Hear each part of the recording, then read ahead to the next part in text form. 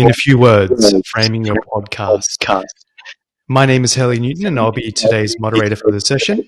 And I'm also joined by Jonathan, who's a senior trainer here for Hindenburg. One thing about housekeeping that we'd like to cover first of all, if you can just mute your microphones and also turn off your cameras, just so it minimizes the bandwidth, that would be appreciated. And also, prior to us continuing, what we would like for you to do is to join our community on Facebook that we are so excited to launch. So I've just put in the chat box a link to the Hindenburg community. And this is an exciting initiative that's been released by Hindenburg, where we're going to do a series of interactive workshops and also have interactive content for everybody that joins the group, where we'll have like-minded technicians and also media types that can talk to you about everything that comes into a podcast. So it's not just strictly focusing on using Hindenburg as a digital audio software product, but we'll also be we'll also be holding webinars and talking through with other people about knowing how to host, like looking for someone to host your podcasts, and then also on the monetizing end of the spectrum. So we're really excited to launch this group. So again, if you can just go to the chat box and see the link that I've provided, it would be great if you could join us in that community. Just to also let you know as well that these workshops are recorded and will be available on our Facebook page and YouTube channel for 3 days. And on top of that as well, if you do enjoy this workshop today, we also have a next workshop on December 29th. I'll also put the link in the chat box for you to register as well. And at the end of this session, we'll be encouraging you to fill out a survey. And the great thing is that if you fill out this survey, you'll get a discount code for downloading Hindenburg as well. So we'd love for you to do that survey, and we'd love for you to hang around for the entirety of this webinar and also for our upcoming one on December 29th. So I'm going to hand it over now to Jonathan, and I'm sure Jonathan's going to do a hell of a job teaching you a few things about creating, recording, editing, and publishing your podcast in this session. So I'll hand it over to Jonathan. Thank you, Helly. Appreciate that. That's a lot to get out. So well done. One other just little bit of sort of housekeeping here. So there are two chat functions here in AirMeet. There's the chat and questions. And so what we would like you guys to do is you can actually use the chat function to, if you want to make a comment, you can kind of chat with each other while the presentation is going on.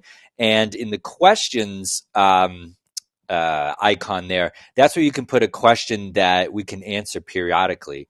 And so just to like how, for those folks who haven't come to one of these before, how we structure it is we're going to go along. I'm going to show you some things. We're going to talk about kind of audio more broadly and then get things, more and more tailored down. And then there'll be a series of activities. Which hopefully everybody's downloaded that material, and we'll probably end up putting that back in the chat box just for anybody that hasn't downloaded it yet or anything like that. But during that time period, I'm going to ask if there are any questions on things that we've maybe gone over so far. And the way that it works in AirMeet is I am right now on the stage and you're in the audience, but we would like at that point to invite you to come to the stage and we could just have a chat, and then maybe we can, answer your questions together. Hopefully we can. All right. And Helly's going to be helping me, monitor the questions and everything. Okay. So the first question, really practical one, how to mute your mic on AirMeet. So you should see at the bottom of this screen that you're looking at in the center, the stuff that's on, Zoom or other platforms that you're using. There's a camera icon and a little microphone icon, which you can turn on and off. And so I'll mute myself right now. And now I'm unmuted and you can hear me again. Okay. So hopefully you can see that at the bottom, and it's next to some of these reactions icons. So if you wouldn't mind, just so I know we're all on the same page, would everybody mind giving me a silly reaction? Just let me know things are well. Thank you. Beautiful. Beautiful. Okay. So I'm going to move on with things now, but hopefully that all makes sense. But the reason for this is that instead of me just talking into the void, I'd love to have a chat with some of you guys and hopefully help you with anything that you're doing, demystify anything or whatever the case may be. So I'm going to start sharing my screen here, and away we go. Okay. All right. So the first part of this is probably kind of obvious, but something that you do need to do. You will need to have Hindenburg Journalist Pro, which is what we're covering here today. So just make sure that you have that installed, and hopefully that's all up and running. And a little note with this, there are, I think it's like 100 people here, something like that. When you have that large of a group, people are going to be in completely different spots in their learning. Some folks are maybe want to start a podcast, but have never really done any of this. And other folks are, maybe engineers or editors. So the way that we structure the training is we start off really simply with simple problems. How do I do this? Or what is this? And what's the solution to that?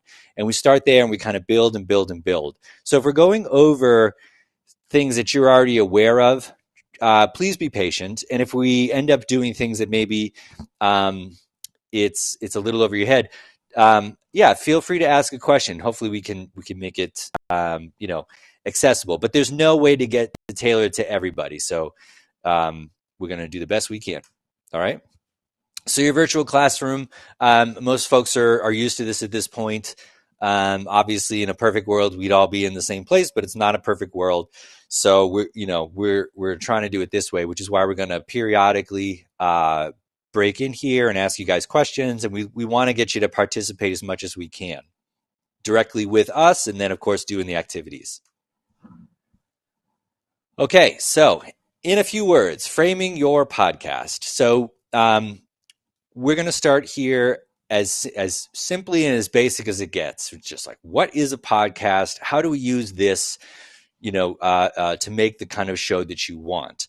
And there are two trainings that we're doing this way, and this is the first one, or workshop, and there's this, and then the second one, it gets more complicated, but the principles are really all the same. And one thing for those that you should know, for the folks that aren't so familiar with Hindenburg, is that there are many DAWs out there, DAWs meaning recording software, and most of them were developed for recording music.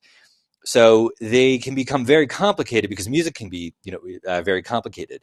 And if you're if you want to be making podcasts, though, there are certain things that you would need to do, and maybe 100 of the features that are cumbersome or something in another recording program just aren't here, and there's been more focus put on what you would need to put your podcast together. So everything with Hindenburg is designed to be like the maximum amount of efficiency specific to making podcasts and news segments and all of that. So we're going to be talking about a few different types of podcasts, and they kind of get more complicated as they go along. We're going to be talking about a single host podcast, what happens when you have multiple hosts and or guests or anything like that.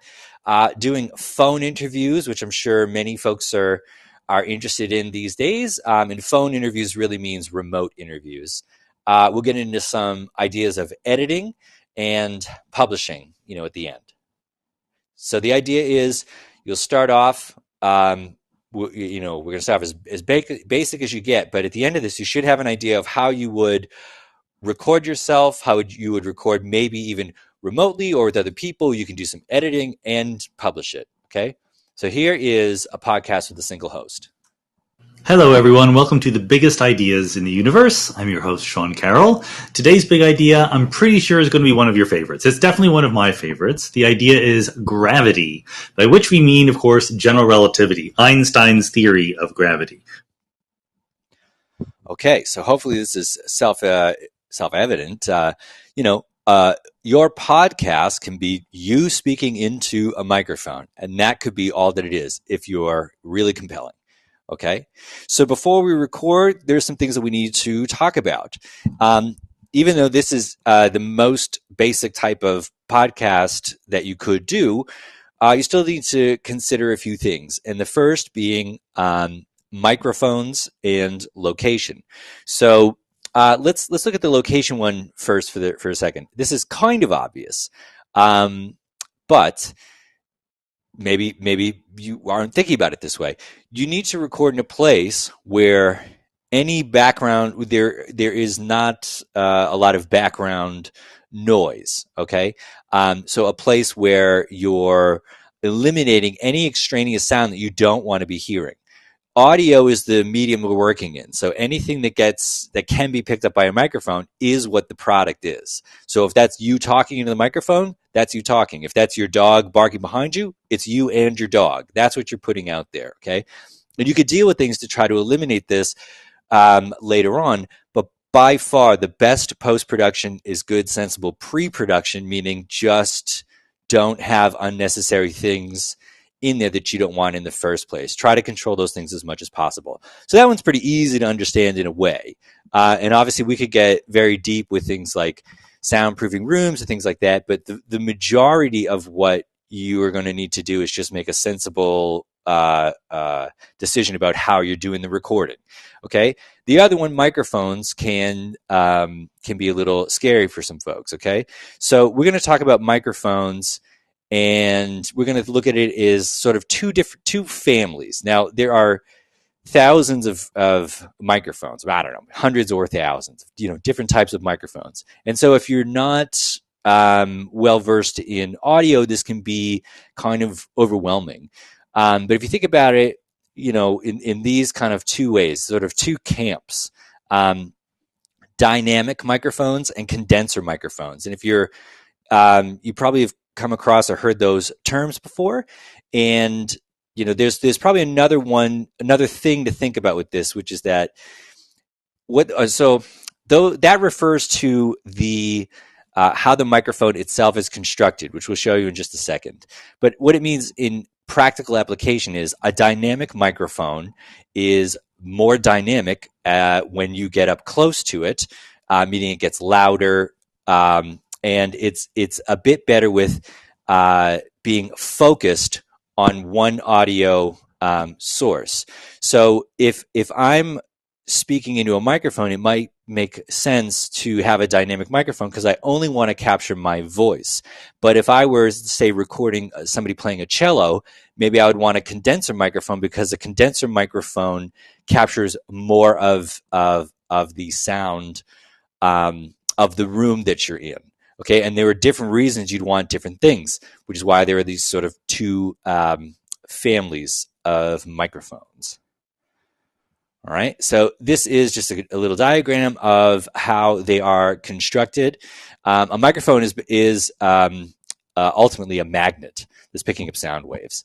And so I'm going to show you in a second a few popular dynamic and condenser microphones, and they will say on the microphone itself, if you're confused about this stuff, it will say it is a dynamic microphone or a condenser microphone. You actually can't tell just by looking at it, okay? And there are some other ones, but these are sort of the two main families, and as it relates to voice audio, okay? So the other thing about that is that a microphone needs power in some way. And so they are powered differently. So if you have a condenser microphone and you plug it into your interface, which is what an interface does, by the way, is allows you to plug a microphone into it so that you can plug that into your computer. I'll show you in a second why you can't plug a microphone directly into your computer. An interface allows you to go from a mic cable, you go into the interface, and the interface goes, USB or whatever into your computer. So if you were to do that with a condenser microphone, you start talking and you say, I can't hear anything. That's because the condenser microphone actually needs a type of power called phantom power or 48 volt power, which if you look on most interfaces somewhere and you see a little button that says 48V, That's what that's for. A dynamic microphone doesn't need that. Okay, so for some of those reasons, you could probably guess that what we are suggesting is a dynamic microphone. And they're sort of famous for a few things. One of them is this something called the proximity effect, which means, when you get right up on the microphone, you hear somebody talking like this.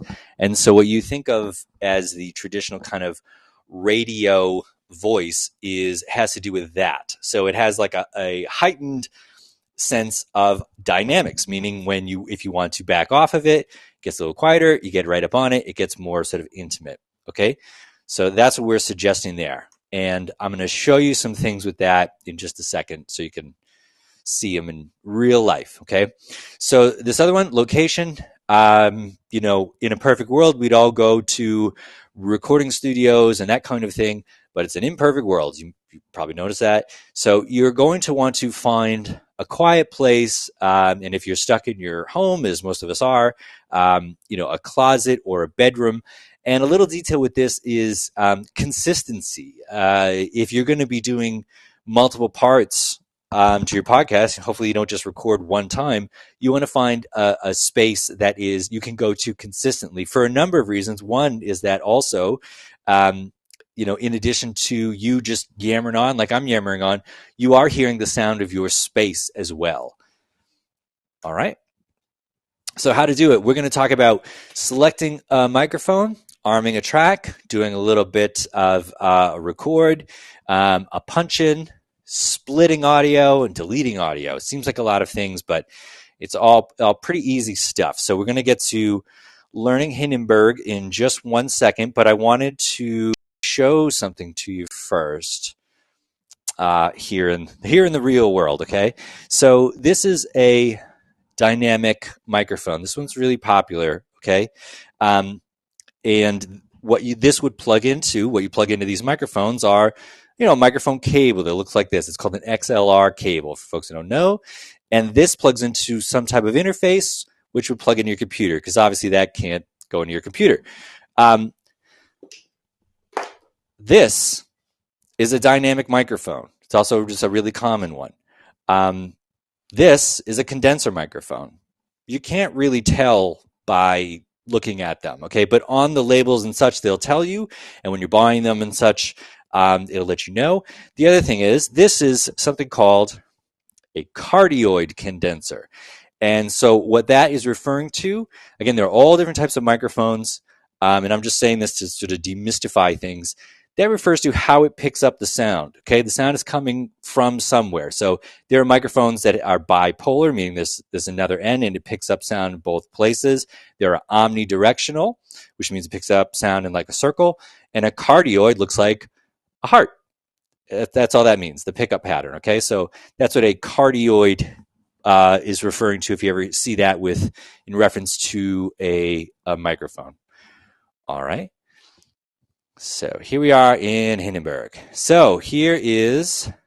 Sorry, Jonathan, we can't see your screen. I know. You beat me to it. Okay, so here we are in Hindenburg. So hopefully you guys are familiar with this.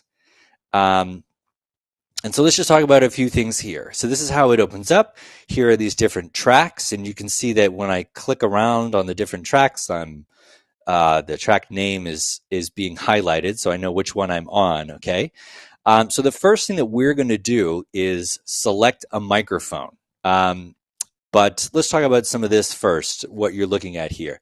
This right here is your input volume. This is a little bit kind of depends on your interface or other things, but you do have control over this. Just means how much of the signal is going right into Hindenburg. This is panning, meaning that if it's all the way here, it's all the way to the left, it's all the way here, it's all the way to the right, you're probably going to want it panned to the center. Pretty basic thing, but if you wanted to do some stereo panning for any reason, you can. Most people don't in podcasts and news kind of applications. Okay, these icons here. This red icon is how you would arm the track. We'll do that in just a second. This is how you would mute a track, meaning there's audio on it, but we won't be able to hear it. The S means solo. that's how you would, when you have multiple tracks and you wanted to just hear one of them, that's how you would do that. This here with this icon where it looks like faders is where the effects are housed, and we'll get into that a little bit at the end. This right here, this is this drop-down menu here. There are a few things you can do. We'll get into this at the end as well with this voice profiler and things like Sorry, that. Jonathan. Sorry to jump in, Jonathan. But for those with poor eyesight, such as myself, is it possible for you to go in full screen mode, if that's okay? Yeah. Great. Yes. Thank you so much. Jump in anytime. I'm just yammering on here, okay? So, so if you don't mind just showing through the shortcuts that you've mentioned, that would be great. Oh, sorry. Sure. This is the input volume, this little speaker icon here.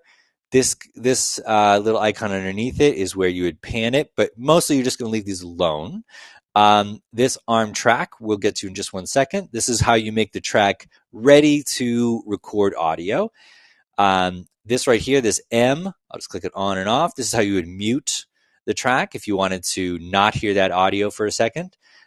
This S here means solo, just how you turn it on and off. And by the way, there are key commands for everything in Hindenburg. For the purposes of demoing, I'll do some key commands, but I'll try to do as much sort of so that everyone can see it as possible. This is where the effects go on. And we'll get into that a little bit more at the end. And right where we were, this first little drop-down guy right here is where you would do some things with the voice profiler. We'll do that later. But if you wanted to add or delete tracks and things like that, this is where you do that, okay?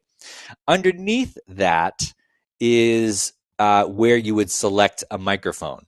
So one thing with Hindenburg, for those folks who are familiar with other recording programs, in other programs, you're often toggling in between the place where you record the audio and then a mixing window where maybe you'd have controls over some of this stuff.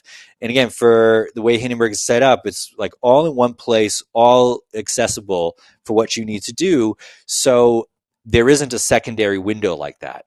So you'd select the microphones right on the tracks themselves. This is where you would do it. And these are all different options that I would have. The microphone I want to record, in my case, in your case is going to be a little different, is this first one. And the one that my microphone that I'm currently talking into is plugged into is this one here, the second input of my little device I have it plugged into. So I've selected a microphone, but I'm not seeing anything happen, and that's because the track is not armed, okay? So once I arm the track, by doing that, you see this meter that's reacting to my voice because now it's picking up that microphone. So in audio, you always have to tell whatever you're working with to go into this and go out of that. So meaning like record this thing and then come out of these speakers, okay? So I'm going to go back to the beginning here. By the way, there's a little key command shortcut for that, which for those folks who are into that stuff, it's if you press Command and Delete, you'll see that my playhead, which is this white line, will go back to the beginning, okay? So the playhead, by the way, means that wherever I put this, and I'm just clicking around the file, and you see that the playhead goes along with that, that's where if I were to record, it would start there. But if I want it to be at the beginning, I'm just going to hit Command Delete, and it goes back to the beginning. Okay. Also, as well, Jonathan, for those people that may struggle with taking a couple of steps before that and trying to find where they can change their input, are you cool just to show them where they can select their microphone? Just because we've had a couple of people already ask about them not being able to find the microphone drop-down menu, which is obviously where you choose your input. So, are you cool to quickly just demonstrate that to everyone here? Sure. Yeah. So this is assuming that you have a microphone, plugged into your computer, right? It's got to pick up something. Now, if you didn't, you can also select your computer's microphone. I have the microphone I'm selecting is this headset that you see me talking into, where I look like a helicopter pilot. And so this drop-down menu here, which is underneath where you arm the track, which is the red bullseye there. That's where you would select the microphone. So I'm going to click on this. And again, this is going to be different in your cases, right? They're all a little bit different. So this is where you would do that. And in my case, this first one is what I want to select, and this is where my microphone's plugged into. I have a couple of input options. I'm plugged into the second one, so I've picked that one. Now, I'll do this for a second just to demonstrate this. Let's say I did this, but I picked the wrong input. I'm not plugged into one. I'm plugged into two. So but let's say I say record one. You're going to see that it's no longer picking up my voice because I'm not plugged into that one. But then I'll select the second input that I'm actually talking into, and there I am again. It's registering me. Do you think that's good, Helly? Perfect. Thanks for that. Yeah. Oh, so we've just had one question come in actually from Elliot, who is a media studies lecturer and podcast producer. And they've asked, if I have nothing plugged, will there be no drop-down menu? If you have nothing plugged in and it's just your computer? I assume that's the question. So this is hardwired into your into Hindenburg. So this will be here no matter what. And it will, Hindenburg also does do an automatic sensing of any inputs that are, into your computer. So if you had a microphone plugged in or you had several or something, it'll have to, pick. But if it will also default to your computer's microphone. So this is maybe getting a little more in the weeds, but in the preferences window, where you have playback and record, you can also in record select your stuff there if for whatever reason you're not seeing it. But again, the kind of ease of this is that you don't have to get into any of that stuff. It's just sort of right there on the track, but it should be there. If it's not, you can always open up preferences, and there's a key command for that too, if folks care about that. But that's a computer universal, which is command and comma, which opens up preferences, and you can find your stuff there.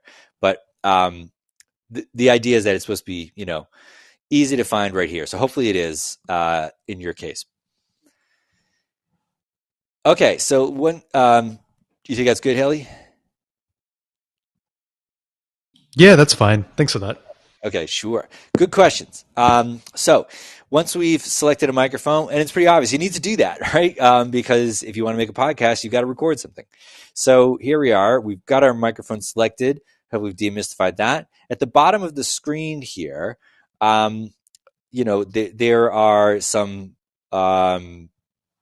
controls that you're used to seeing on probably a lot of players, and they're again keyboard shortcuts for all this stuff. This means back to the beginning. This means rewind. There's stop, play, and this blinking arm track or record icon is what we'll click on to start recording. There's fast forward and go to the end, meaning the end of your file. So that's all the way to the beginning. That's all the way to the end. This right here is vary speed, meaning that if you wanted to listen to what you did at like 1.5 times speed or something like that, you could change that here. That's what that is. All right.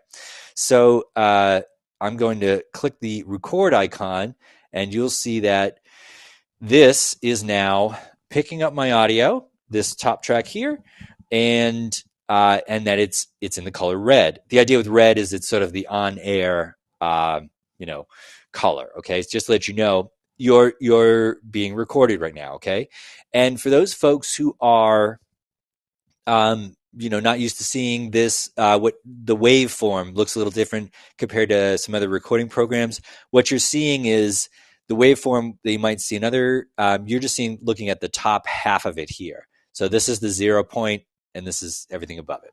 And in other programs, this would have a mirror image down below. That's all. Okay, so I'm going to stop this. All right, and you'll see the track is going to change a little bit. Okay, so one thing that it did is it's highlighted right now, this region. That's what we call these different segments of audio. This is a region. And much of what happens with Hindenburg is that you have all these different regions, and the editing, instead of opening up a separate window or anything like that, all kind of happens here. All right. So one other thing that you're going to have to get used to if you're not used to working with audio is zooming in and out. It's kind of a crucial thing that seems like a small detail, but it's a big one. And there are icons up here to zoom out, meaning you're looking from far away, and to zoom in, meaning you're getting right up close to it. Okay. And there's a keyboard shortcut for all of this too, which is Command and plus and minus. So if you see me Right, do just going to that, jump in here as well, Jonathan. Just to go a couple of steps back, we've just had Joe Armstrong ask, "What's the recommendation where the volume pointer should be when it comes to recording?" where this volume icon should be. Yep. So what this is doing, that's a tricky question, believe it or not, because in each case is going to be a little bit different. So I have, in my particular case right now, the reason this is all the way at the bottom is that I have a separate module that's controlling my input volume. Okay, so I'll just show it to you. Okay, here we are. This is all the stuff I have opened up here. Okay, so this is my particular setup. It's going to be different than yours.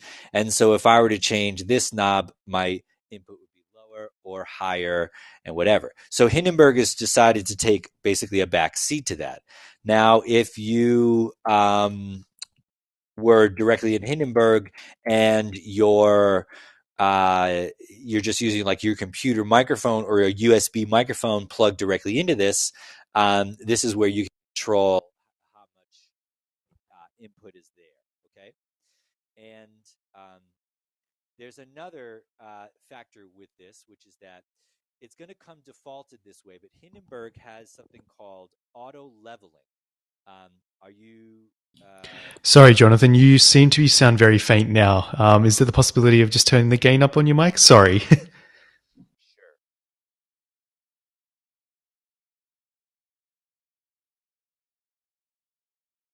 Okay, sorry about that. That must be better, right? Very good. Yeah. Sorry about that. Too many things going on. All right. So that's how that all works there. So this in my case is defaulting because I have a secondary program controlling my volume. Your situation might be different. So I have one of those interfaces that we talked about. If you're going directly into your computer, you could control that there.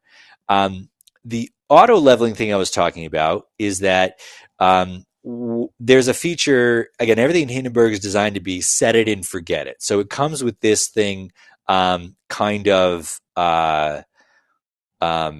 pre-ready to go, which is that it will auto level your audio. And I'm going to give you an example of that, and hopefully you can see it. Let's try a little experiment here.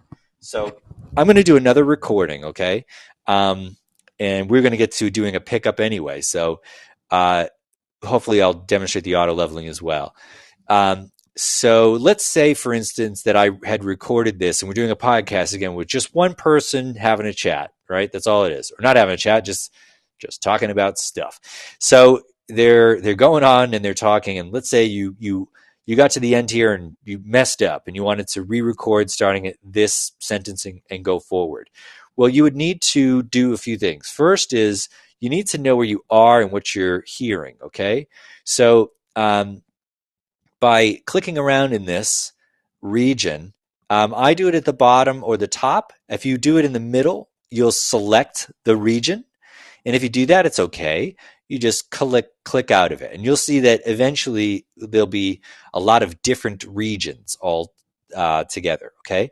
So you're clicking around, and wherever you are putting this playhead, this white line, is where it's going to play from or record from, okay? So I'm going to play it from here, and hopefully you'll hear this. Not used to seeing this, what the waveform looks a little different compared to some other recording programs. Man, that guy sounds so smart. Okay, so that's how you. Now, the reason you'd want to hear it or have playback is so that you can hear where you are and hear what's happening. So let's just say hypothetically, I wanted to pick up my recording. It's also called a punch-in. I'm going to do this from this point here. Okay, hypothetically, like I keep everything from behind it, but moving forward, I want new stuff. So I'd need to listen to where I want to be, and maybe I want to zoom in to make sure I'm really putting the playhead where I want it, and then zoom out because I don't need to be that zoomed in. And I'm going to do a record, and it's going to look exactly like the thing that we already saw, with one exception. It's going to do something called pre-roll, and what that means is that it's going to I'll start recording right where the playhead is, the white line, but it's going to play it from a second or two beforehand, somewhere around here. And the reason for that is so that you could hear yourself in the flow of time and match yourself. So you're not just doing a take and recording arbitrarily without hearing the audio you're matching.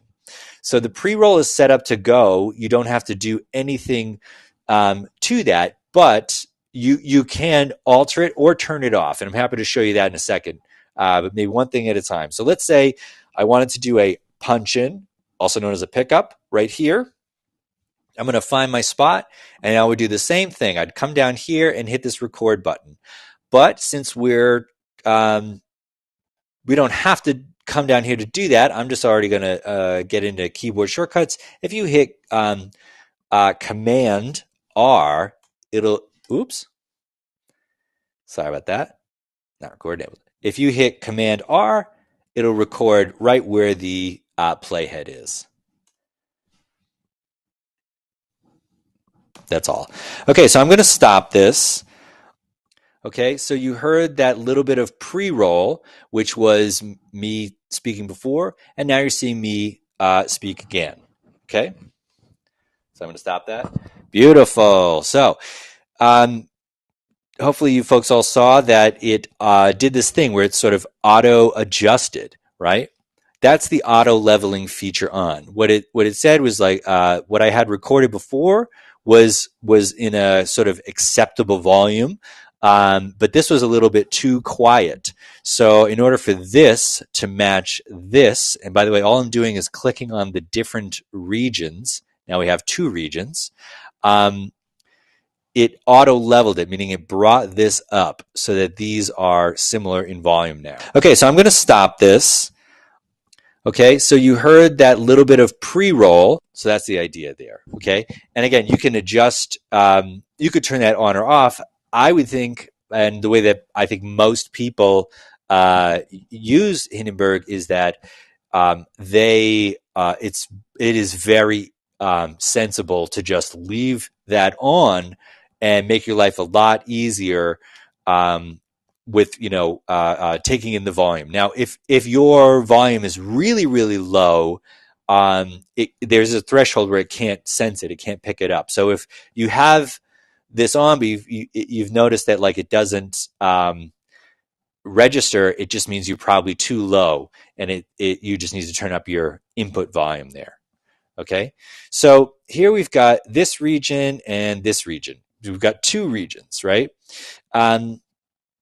You also can, with any region that you have, when you have these different regions, now you can alter them separately. Let's say the auto level did its thing, but for whatever reason I wanted to lower this volume.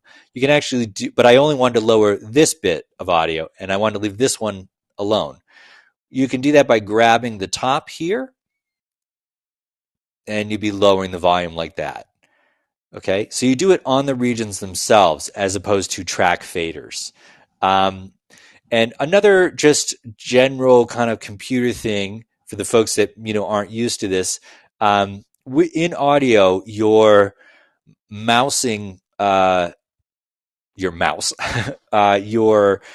It's going to go into these different modes because there are different things you're going to want to do to the audio. And so instead of having to switch between them, this is basically set up to be a multi-tool. And what that means is that when I'm in the bottom of the region, you see how it turns into that I-beam icon like that? That's so that I can click around to different parts of the file. And eventually I want to do things like click and hold to drag and make a selection. Okay. And then if I'm at the center of the region, it's going to revert to the arrow icon so that I can click on regions, because eventually you might want to move stuff around and things like that. Okay. And at the side of the region, you'll see it turning into this, which is the trimmer tool. Okay. And with the trimmer tool, if I were to click and drag at the side of the region, I could trim some bits away. Okay. And that's the same thing at the top. It's this trimmer tool, but you'd be pulling up or down to raise or lower the volume. All right. So that's how that works there. And that's how you would do a pickup. And if you wanted to split a region for any point, like you wanted to isolate something, like let's say this bit that I highlighted. By the way, when you do a highlight, what you're looking at is green means go, red means stop. Okay, and so that's the portion of audio that I've highlighted there. If I wanted to make that a separate region, for maybe I want to move it to another area. Maybe I just want to keep this section and get rid of the rest. I could highlight it and then up here, select this split. And that's what this means. It'll make a split point around that region. And then I have this to take and move around as I see fit. Okay. There's a couple other things, just general kind of workflow stuff that I think are good to know before I stop talking and you guys get to do some stuff. Is that audio, especially, can be really kind of scary to folks if you're not used to it at first, because oh my God, what did I do? Look at all this stuff that happened and moved around. This right here, the undo feature is pretty important. Undo just means go back a step, undo the thing that I did. So, and if you keep clicking undo, it will just keep undoing everything. So you do have to be careful with that. So undo means go back a step. Redo means go forward a step, meaning I undid this and then I redid this. You could do this for hours if you want to. Just a little thing there. And there are key commands for all of that as well. That's a pretty common one, which it's Command Z is undo. Okay. So Thanks there for that, Jonathan. Yep. We've just had a question going back to audio leveling. Julie Bianchin has asked, is Hindenburg also auto leveling tracks that are recorded outside of the program? For instance, if you were to transfer an MP3 file into Hindenburg, will that auto level? So the answer is yes. This opens up so many things. We get on a little tangent here, but when you're importing in, there is a box that's checked, and I'll just show you for folks here. So let's open up the preferences again. Okay, and we have here interface and advanced, and this first box here is perform auto leveling after import and record. Okay, so again, that's preferences, and there are 3 tabs here. There's audio, interface, and advanced. This is where you would, if you wanted to adjust the pre-roll time or turn it off altogether, and other things. But on advanced is where you can, it's selected automatically. You could turn it on or off, but so when you import audio in, it will auto level it. And jumping a little bit ahead, but I can show you that.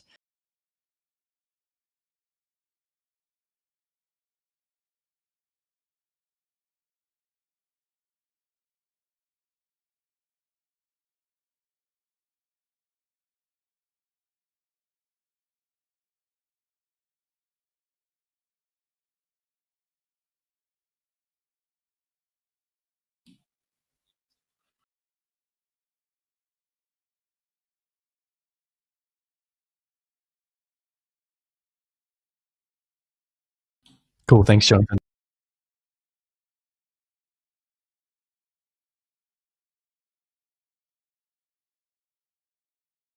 Move along here, and start with activity number 1. Oops, sorry about that. Okay. So there's some of the things we talked about. Oh, the only thing I didn't talk about is deleting audio. Why don't I go and do it? What the heck? All right, so just real quickly, and this is probably self-explanatory, but if this region is highlighted and I hit delete, it will delete it from my track. And again, you can always undo. Okay, and there it is again. Just something that's a little confusing sometimes for folks is what's the difference between cut and delete? Okay, so I'm going to highlight this section here. Okay, now if I did that and I hit, by the way, clear up here in these little shortcuts that are on top, you have clear and cut. Clear is delete. It's the same thing. So if I hit delete or clear, it will remove this, but it leaves this space in the file. Okay, and sometimes you want to do that for one reason or another. Now, if I were to hit cut, it's going to cut this away, but you'll see that the file has altered. So what it did was it cut that piece out, but it snapped the other pieces of audio together. Okay, so the timing is different now, and there are times you want to do that. So, for instance, I wanted to cut this away. These two regions are now right next to each other. Okay, but if I didn't want to do that and I wanted to delete it or clear it away, it would do that. Okay, so that's deleting audio. All right, so all that being said, it is time for you all to start with activity number 1. So hopefully you've downloaded the material and can start on this on your own. So, go through that exercise, which is basically what I just did. It's pretty basic stuff. Just, select a microphone, press record, see, that you have your track there. Try splitting a region, making a highlight. Also, if you make a highlight and you don't want it there and it seems like, it's there forever, it's not. You can just press escape and it will go away. Okay, so this, like anything else, takes practice. The more you practice it, the more comfortable you'll be, and hopefully be a little less scared or intimidated that you're going to delete everything and it's gone forever. Okay, so with that, we would like you to please start activity number 1. Okay. Oh no. So we're doing activity number 1, and we're going to allow, I think, about 15 to 20 minutes, right, Helly, for you folks to get that going and try that. What I'd also invite you to do is please, if you have a question, we'd love to bring you up on the stage, so to speak, and we can maybe go through your question a little bit together. Great, thanks for that, Jonathan. So as he mentioned, you will be having 15 minutes to complete this exercise. Please don't stress that if you don't complete this activity as well. Again, it's mainly just for you to get accustomed to what Jonathan has demonstrated early on in this session. So, and once again, as he's mentioned, if you have any questions and if you would like to jump on stage to ask them, feel free to just give a shout out in the chat box. And then what I can do is I can elevate you into the stage area. And for those who are streaming this on Facebook and on YouTube, just to let you know that you won't see the PowerPoint presentation page at the moment, just because we're doing this activity. So you'll just notice that there'll be a bit of dead air for the next 10 minutes as we run this activity. And then once we get the session up and running, we will continue on. Yes, so hopefully not too much dead air. Yeah, correct. But there could be you might hear some questions being relayed by people. for instance, we've actually had a couple that have just come in over the last few seconds. So we've had one from Jill, who's asked the shortcut for split, please. Okay, that's Command B. And if you... yes. Oh, sorry. Go on, Jonathan. Okay, just a little. I keep saying Command because I'm on a Mac. It's basically the same thing. On a PC, all of the keyboard shortcuts, except that instead of Command, it's Control. And when I refer to Option sometimes, which is the key that's right next to Command, that will be Alt on a Windows. So Alt and Control, which is the same as Option and Command. Great. Thanks for that, Jonathan. And we are just having a few questions about accessing the materials. So what I'll do, I will put in the chat box on AirMeet of the hyperlink, which you can download all the files. So I will do that in the next minute. So you should...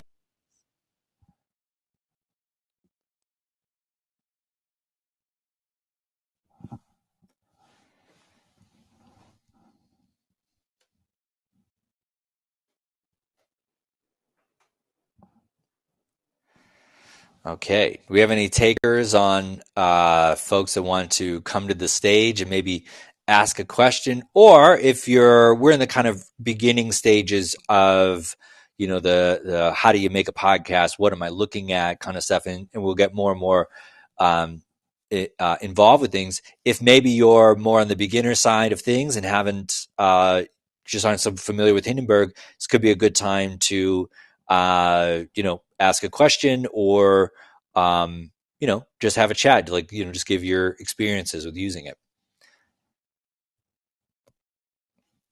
I'll answer one question that I'm looking at right now.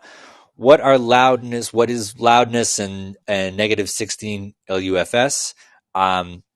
So the easiest way to explain this is loudness is loudness. It's a standard of how loud something is. And the reason that there is a standard for that is that if you are a podcast hosting site or a radio station or whatever, let's just say a podcast hosting site, you want to, when somebody is going to go, let's say it's Spotify, and you're going to go from podcast to podcast to podcast, you don't want to have one that's massively loud and the next one be very quiet and everything in between. So what they ask you to do is to, when you give them your files, to have the overall volume be at a certain level. That's what the loudness metering is. And the industry standard for podcasts is negative 16 LUFS. And the LUFS is just the loudness level. And for broadcasting on, like for the BBC or things like that, that's negative 23 for the radio, LUFS. At the end, when we get into the publishing stuff, we're going to show you that that's one of these areas where Hindenburg, it's in particular, it's like makes your life easy in terms of metering to how do I export it and know that it's going to be the right thing. It's very easy here. It's all set up to be like you just export. It's automatically set up. So we'll go through that at the end, but that's what it is. Okay. So hopefully most of the other questions I think are about getting Hindenburg. What's the shortcut for cut? And are there a list of shortcuts? The answer is yes to both of those. The shortcut for cut is X, just X. And I'll show you right now where you can see some of the shortcut lists. Also, this material is available online. At Hindenburg, there's a list of all the shortcuts. But if you go here to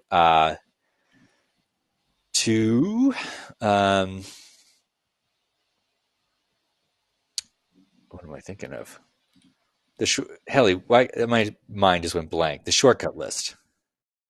That's okay. I'll also put that in the chat box. Sorry, I'm just trying to get the link to the downloadable materials just up and into the chat box. So once I've just got this link now, and I'll also put the shortcuts link on the chat box as well on it. Thank you.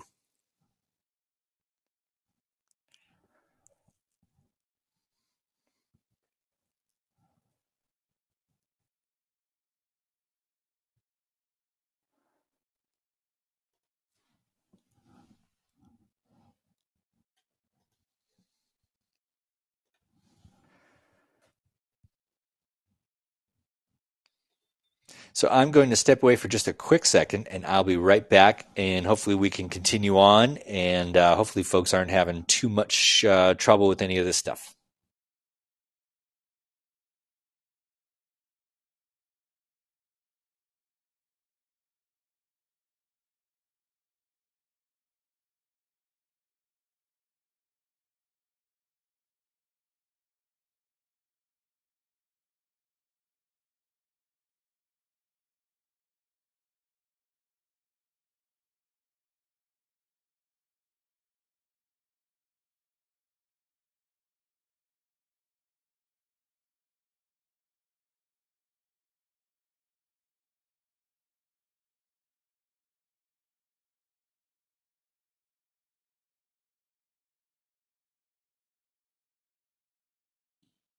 Hey everyone, as I mentioned earlier, I have put in the chat box the download link to all the materials for today's session.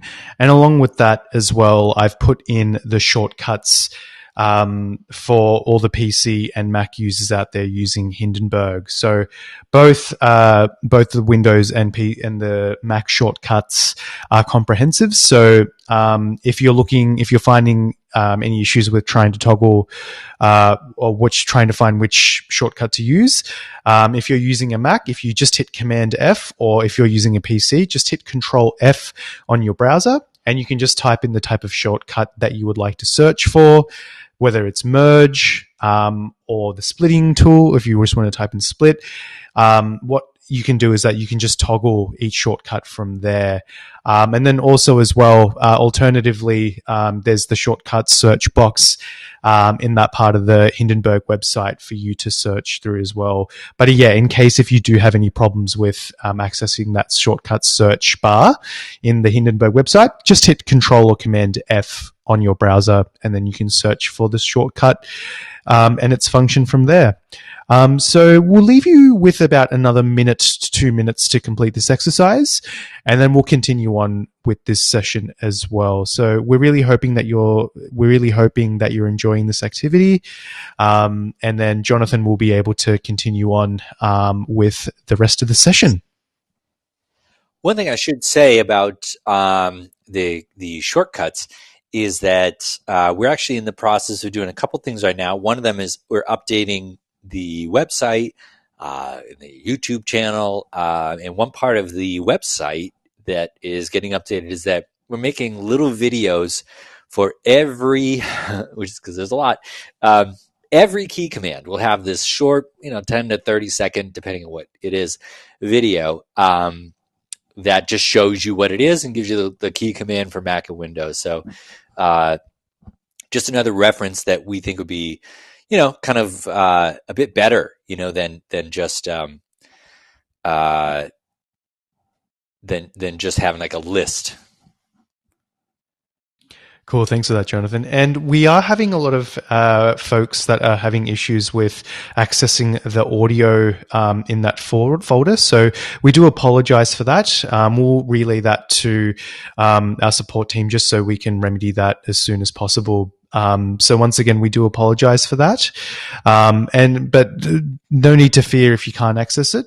What you can do is that you'll be able to access, you'll be able to complete the exercises in the rest of the session, as there are a couple of interactive exercises that will get you to record your own voice into Hindenburg later in the session. So again, our apologies, and we'll remedy that as soon as possible. But for the moment, I think it's time to continue on this presentation. Don't you think, Jonathan? Surely. All right. Hi, everybody. So yes, really sorry to hear about that with the folks that are having trouble getting into the exercises and such. I have one question I see here that I'm just going to answer. Define pre-roll and how it works. Let's just do that with a little bit of sharing. I think it'll be easier to kind of visualize. Okay, so wherever I put the cursor, right, which is this white line, is where it's going to record from. Okay? Sorry, Jonathan, if we could see that in full screen, that would be great. Oh, sorry, yeah, you got to keep. That's okay. Okay, So wherever I put that cursor is where it's going to record from. So if I put it here, it's going to record from here. Okay.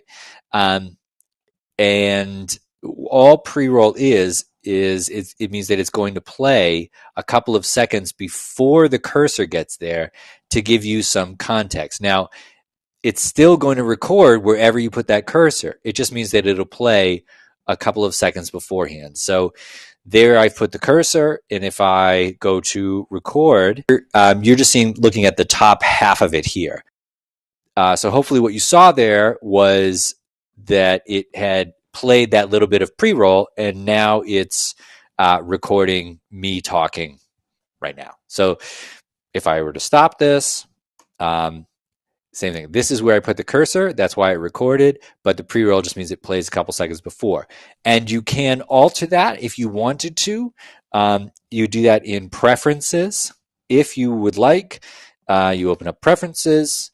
The keyboard shortcut for that, by the way, is Command, comma. That's just a computer universal. And over here in interface, the second tab, you could record pre-roll is selected. Here's the time in milliseconds, so it's about 3 seconds. You could change that to 2 seconds, whatever you're comfortable with, and you could turn it off. And how would I turn it off? And we'll give an example. Okay, so now there's no pre-roll, and now if I record it in the same place, it just starts recording without playing a little bit beforehand. Okay, so that's what it is there. So that's pre-roll. And I'm going to turn it back on because I like it.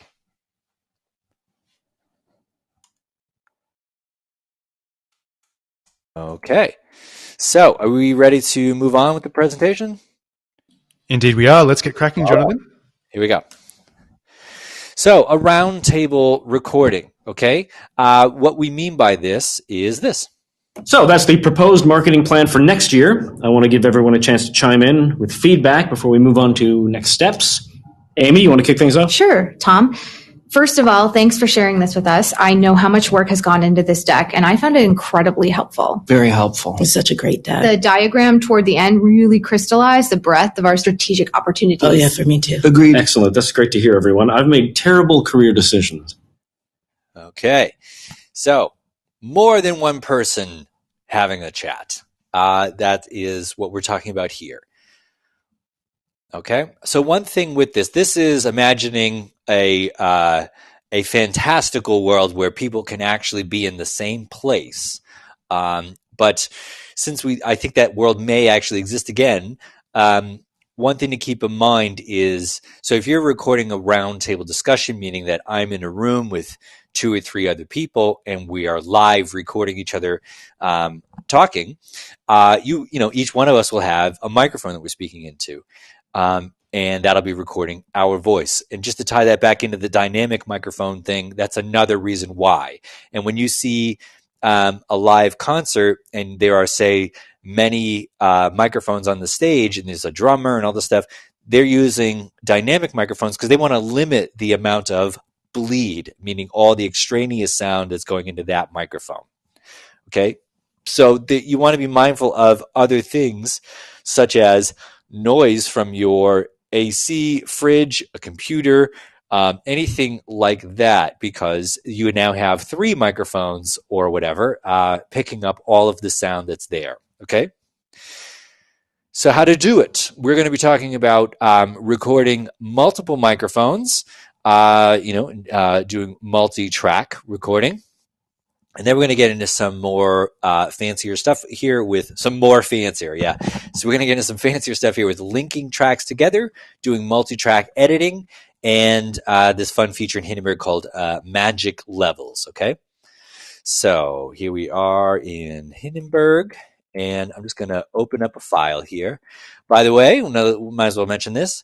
So at the top here on the far left, you have kind of common things that you would be doing, a new session, open a session, save, import audio, and things like that. Export and publish. We'll get to that later. And then here you have some just common editing, shortcuts if you want them. Okay. cut, copy, paste, undo, zooming in and out, and the like, okay? So I'm going to open up a session. No. All right. So this all of a sudden looks a little bit more complicated, but it's not so much. So here we have a round table discussion where we would have 4 people in this case all having a discussion together, okay? And so all 4 microphones are recording the audio, but you would have to do similarly the same process that you did to select one microphone and record and enable it. You would have to do that for just the different tracks. Okay, so the process would be to select your microphone, and here this same drop-down menu, I'm going to select the same one I did before, and then I'm going to record enable that track. Okay, and on this next track down here, I would do the same thing. And let's say I went to the same place, but instead of selecting input 2, which I did for the top track, I'd select a different one. Now, I don't have anything plugged into that, so you're not going to see anything. But then you would just record enable that track as well, and so on and so forth with any of the rest of them. Then when you record, it'll be doing that, and you'll just see that it's recording on 2 tracks. Okay? So the multi-track recording means that all of the same the steps that you did for 1 track, you just do them for 2 tracks. If it's not working, a common reason is that you have to just be mindful to select different microphones, right? Because we'll be speaking into different mics. Okay, so just to review that one more time, I selected the mic I want on track number 1, armed the track. I selected a different microphone at number 2, and then I armed that track, and then I just pressed record, just as I did the first time. Okay, so that's how you do multi-track recording, and that's what happened here. This is a conversation with a few different folks, all happening at the same time. And one thing also, when you have multiple tracks, now that we're getting into that, just to be mindful of when you're clicking around from track to track, which track you're on. If you're doing a highlight on this track and you think you're on this one here, it could just get confusing. So if you're ever, just lost for a second, just a little pro tip, just look over here to the left just to make sure which track you're on. Okay. My volume just got really loud. Okay, so just a little thing there. So we've got these 4 tracks. We've got these people who all had a chat together. Now, this area where I've highlighted up here, this is where Bob was speaking. So he's speaking and he's talking into his microphone. But you can see underneath that it's still being picked up in the microphones of the people around him. That is the bleed that I mentioned earlier, meaning that no matter how much you try to isolate, there's still going to be some amount of bleed if there's a microphone if you have multiple microphones in a room. Let's go do one real quick here. Why that? All right. That was weird. How's that? Good? Is my sound all good, Helly? Yeah, you sound fine. Great. Okay. So that's the situation there. So that creates a problem, meaning because you have all of this extraneous stuff and you can't isolate Bob's audio so much. So there is a really handy tool with this, which is called magic levels. Okay. So what this is going to allow us to do is to if not eliminate, lessen the amount of bleed that is in the other tracks, okay? So the first thing I'm going to need to do is select all of it. And I'm going to zoom out for a little bit. And again, all I'm doing to do that is Command and plus and minus, or Control plus and minus. And I'm going to select all of the tracks. And you can do that by pressing Option, Command, and A, and it will select all. Okay, so just again, that's Option Command A or Alt Control A just means all. Okay, so now I've selected everything, and I'm going to come up here to my Tools menu here. And we are going to select this third option here, which is to this magic level. This, by the way, the auto level here, if you turned off the auto level and you had recorded audio without it being on, you could still apply it at the end if you wanted to work that way. So that's there. But this is magic levels, and you'll see what it does. Okay, so here was Bob saying his piece here. So, it recognized that Bob was the person speaking and the audio that it wanted to keep, and it lessened the amount in other areas of the track. And you can see then when Linda starts talking, there's less of it in Bob's. Okay, so what it's doing there is it's eliminating the amount of bleed or lessening the amount of bleed, and you could get more drastic with it by turning it up. It will affect how much is there, and it defaults to is it negative 15 dB is where it defaults to, and you can put it up to negative 20 dB. So this right here is something I'll get to later. For the moment, we'll just leave that alone. But you notice that if you also wanted to do any further adjusting, you can. Now, you notice what just happened there. When you have everything selected, it means you're telling Hindenburg to affect it all. So that's why we did that first before we did the auto leveling. And if I were to then adjust and pull things up and down, it'd be adjusting it on all of the tracks.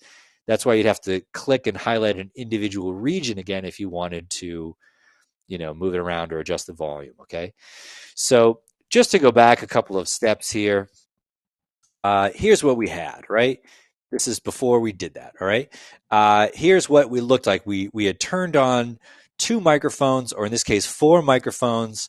Everybody's a free for all. We're all sitting around a table having a chat about something, and this is what it looks like. Now, there's a lot of this extraneous kind of sound just due to the nature of that kind of recording.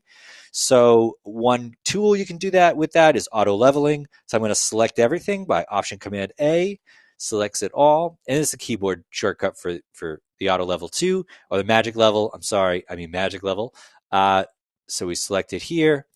And that's what it did. It adjusted that to make your life easy. Everything in Hindenburg is designed to take a tedious task and hopefully make it a bit more streamlined. And you can adjust it from there as well. Okay. So I'm sure we usually get questions about that. So I'm going to move on, but we can go over it again if that's still confusing for folks or whatever. But we're going to move on now to some editing issues and features and things that come up. So here's what our track is looking like now. Looking very sleek with eliminating some of that background noise. Now let's get into some cutting and how you're dealing with putting your podcast together where now you have a lot of different parts. Remember, we started off with one part and now we're looking at what looks like a lot more, but it's not that complicated. There are some tools that can make this so it's a bit easier to deal with. Okay, so let's say you wanted to cut this section out. It was just too long of a space or whatever it was. Okay, so there's something you wanted to cut out in Bob's audio here. So I'm going to do that.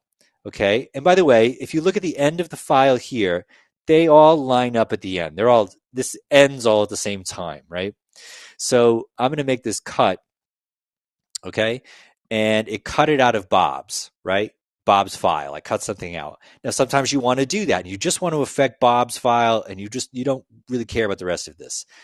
And you can see now, because I cut something away, they no longer line up at the end. They're in different places, which is what's going to happen. Okay. So now I'll undo this and now it's all back in sync. So if you do cutting on any individual track, like if I came down to Linda's track, same thing, and I cut some stuff away, it's going to isolate Linda's track, and now Linda's out of sync with everybody else, all right? So the way that you can deal with that is you can link tracks together. Okay. By the way, another just little reminder, if you make a highlight like this and you want it to go away, just press escape, it'll go away. All right, I want to link some tracks together. So the benefit of that is that if I make a cut on Bob's track, it'll cut everybody's track together. Just like how when everything was selected, okay, and I move things around or did anything, it's all going to move together.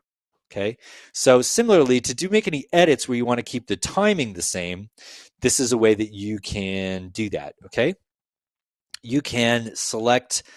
So Bob is now selected. If I click on Linda, Linda's now selected. If I want to select both of these tracks together, I have a couple of options.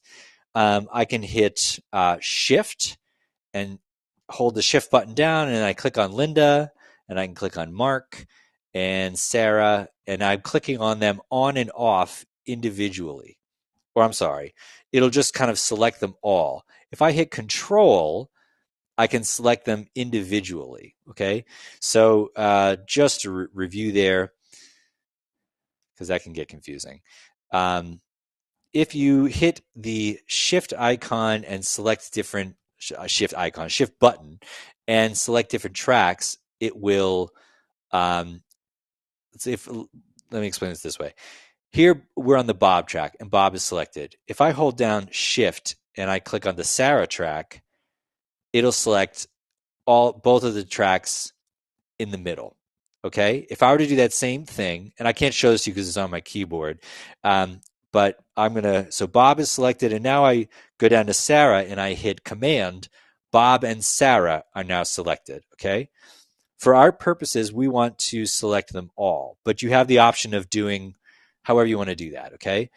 So now I've just selected all these tracks, and in this area here, this is where I do it, but you can do it anywhere. If I right click with my mouse, this little menu comes up where I can add and delete tracks. I can also link tracks, this top one here. I'm going to select link tracks. And now that means that any of the tracks that I selected, in this case, all 4 of them, are linked. So now when I come over here and I do this edit onto Bob, you'll see that it automatically is selecting on all of them. Now, if I cut away, they all move together, okay? And you see the end of the file. They're all still in alignment. So the reason for that, you probably already guessing, is that if you want to make edits but not lose your timing for everything, that's the way that you would do that, okay? So what I did was I linked some tracks together. So those 4 in this case are the same, and then I did an edit and they all moved together. I'm going to unlink the tracks, so now they're separate. Now we're just on Bob again, and Linda and Mark and all that.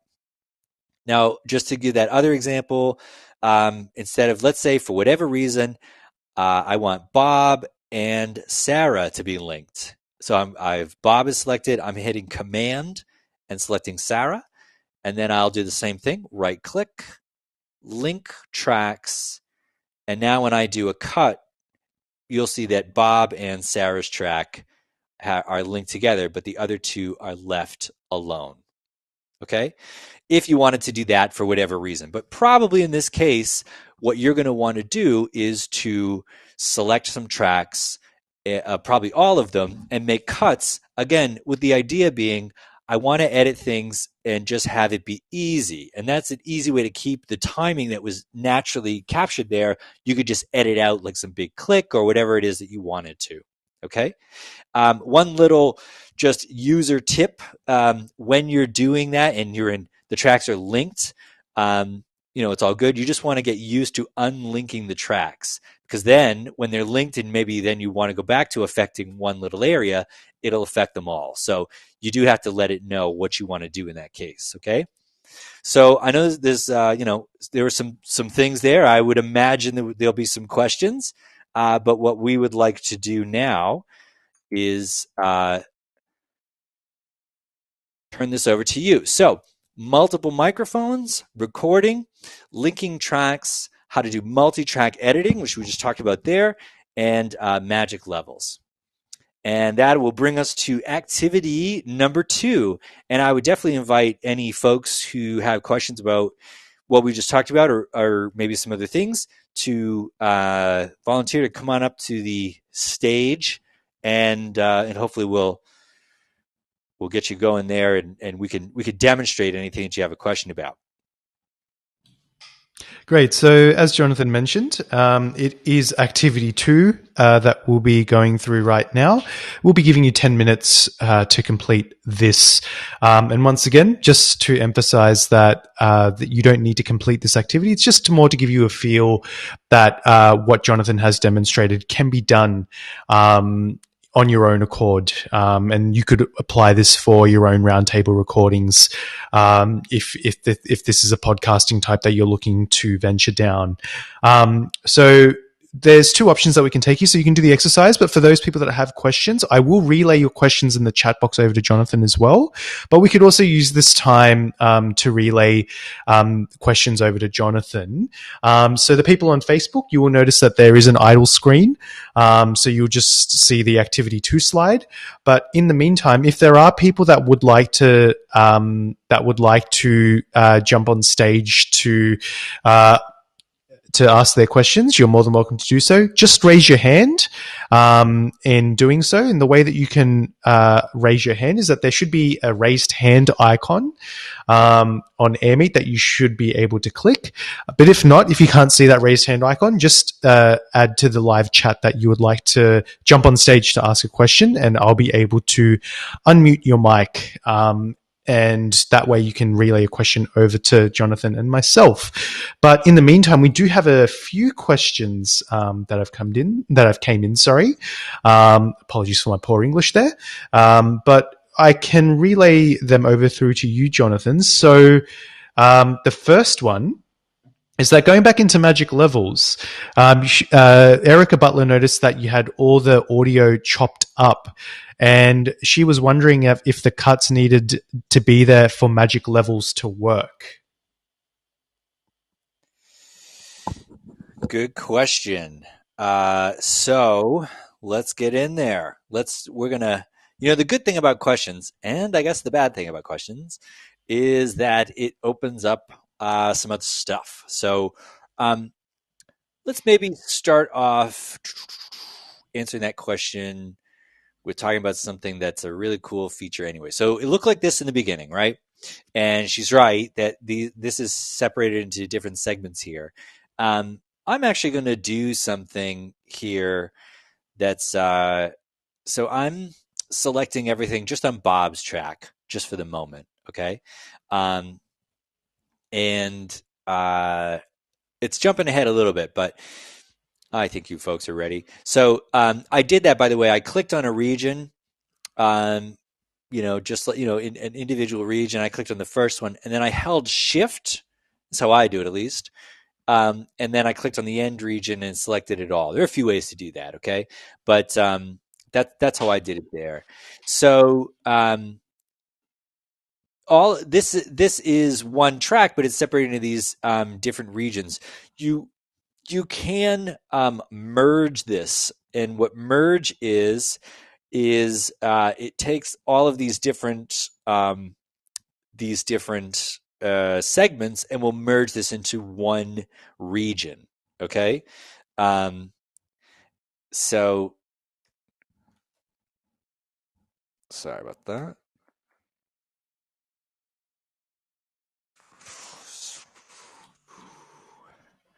Okay.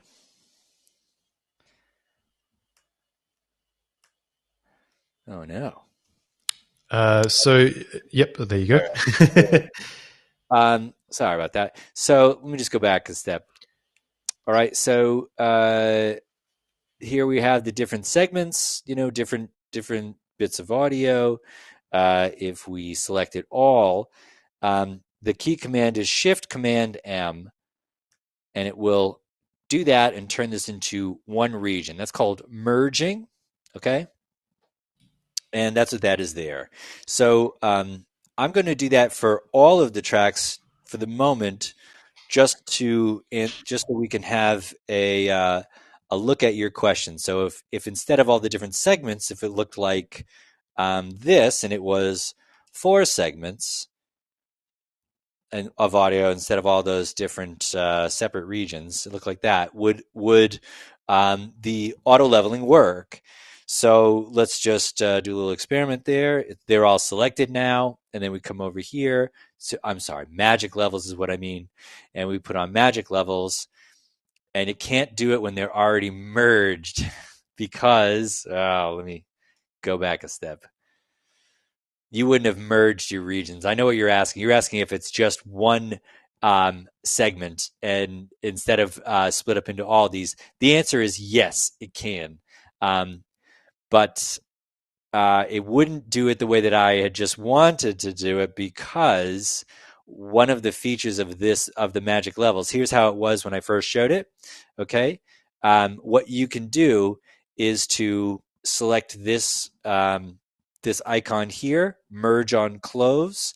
And what that means is when I close this is going to merge all of these separate little segments into the merged audio. So hopefully that makes sense. But the answer to your question is yes, you can. It will work if, because all the different split points, all the segments it's just the same as, 2 regions or 5 regions or 6 regions. It's just, how it's segmented up. So hopefully that wasn't too confusing and it made sense. Cool. Thanks, Jonathan. And we've had a question from Joe Armstrong, who asked, what you just talked about is for 2 more people in a room together for the roundtable recording.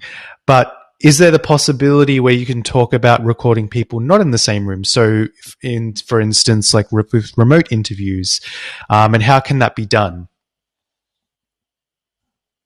It can't be done. No. If of course it can be done. That's the very next segment that we're going to get into. It's a great question. We're going to get into that just right after the activity, because that's the next part of the presentation. Cool, thanks. And once again, we do apologize to all the people that are having issues with accessing the files. We seem to have a couple of people that have relayed that over, and once again, we do apologize for that. But in the meantime, if you do have any questions that of the content that Jonathan has covered, you're more than welcome to ask. And we can use this time as well just to demystify any issues that you're facing, if there are any problems that you've encountered, which Jonathan has covered. But it looks like the 10 minutes has elapsed anyway. So, Jonathan, are you cool if we continue on with the presentation? Yes. I want to check in with folks just real briefly and get a thumbs up or not, because I am really sorry to hear that some folks are having trouble with the materials. There's only so much we can do with getting in the weeds of that right now, just because we have to move on. But if nobody can access it, then we've got to figure something out. So can I get a thumbs up from just from folks just by hitting the icon of thumbs up or whatever smiley faces, people that have been able to open up the files? If I'm going to get no thumbs up, I'm going to assume that nobody can open up. Yep. So we've had a few people just give a thumbs up. Okay. So we've had Adeline that's just put in a smiley face. So it looks as though there are some users that can access it. So again, for those people who cannot open those files, we do apologize. But because we are running on quite a strict schedule here, we just have to continue on with this presentation. We do, but maybe we can try to. Can we put the files in the chat? Yeah, sure thing. I can put the link again in the chat box. So bear with me for the moment whilst I get that up and running. If it is causing a problem, I can put the one that I have locally in the chat, just so folks can try to do that. But let's move on here. Again, really sorry for that, and hopefully we'll get that all sorted out for folks. Okay, so moving on to answer that very good question, which was what happens when you want to record remotely. And so that's what we're going to talk about now, doing a phone interview. Charles Bolden is a former astronaut and NASA director and told us about the strategy. During the Obama administration, we targeted Mars as the ultimate destination for humanity, but said we would spend 10 years, the decade of the 20s, in lunar orbit and then eventually down to the surface. But why would NASA start with another moon landing instead of going straight to Mars, the real target? Trying to make sure that the technologies that we need to push humans onto Mars are pretty well proven. Okay, so that's an example of a phone interview. And what we mean by phone interview is not really a phone anymore. I do love the images of the old school phones like that, but what we really mean is recording remotely over Zoom, FaceTime, Google Hangouts, whatever it is. And you are able to call actual phones doing this if you want to go that route using Skype, for example. And one little reminder here, obviously these are strange times, and for you folks who are putting your podcast together, you're going to need to be doing this. But, that type of audio is always going to sound remote. Even if it's good remote, it's still going to be remote and never be as good as audio that is recorded locally. So you have to put them in there. But if you were going to have an entire podcast that's sort of based around remote interviews, it would just, it's kind of tiresome on the ears. So one thing to just keep in mind there. And so we're going to get into how to do it, which is how to put the input and the output from Hindenburg and Skype, and we'll show you that in just 1 second. Just a little bit of demystifying, because we always try to make these sort of holistic for podcast production in general. The term tape sync, and what people mean by that is if let's say Helly and I were having a chat here over AirMeet, and we could do this remote recording, which we're just about to show you. But what a tape sync refers to is when you have your chats over whatever platform you're using, but you've both recorded locally, meaning speaking into some nice dynamic microphone, and then one person gives the other person the audio, and they sync them together. So that's what that's referring to. If you hear that term thrown around, it's just the way that you would do that if you wanted. Let's say you have your podcast and you're, you got the interview of a lifetime, and you had some time and resources to do that. You might want to, instead of getting a phone call interview, do a tape sync, because it would have a higher quality. So that's what that is. Let's get to how it works. Okay. So here we are in Hindenburg. All right. So another little tip, just get used to renaming your tracks. Just a little detail, but when you create new projects and stuff, it's just an easy way to keep track of things, especially if they get very complicated. I'd highly recommend folks who haven't done it, I'm assuming most of you haven't done this, to go to the second training too, because the files get very complicated. They have many, many tracks and layers and things like that. And some part of that is just about organization, but the start of it is just, get used to the habit of renaming your tracks. Okay. So, and I do that just by double clicking on the track name and me. Okay. So the top bit is we've already done this. It's, you just arm the track, you find the microphone you're using, bibbidi bobbidi boo, right? So that's already happening. And I know it's happening because you can see it picking up my volume. All right.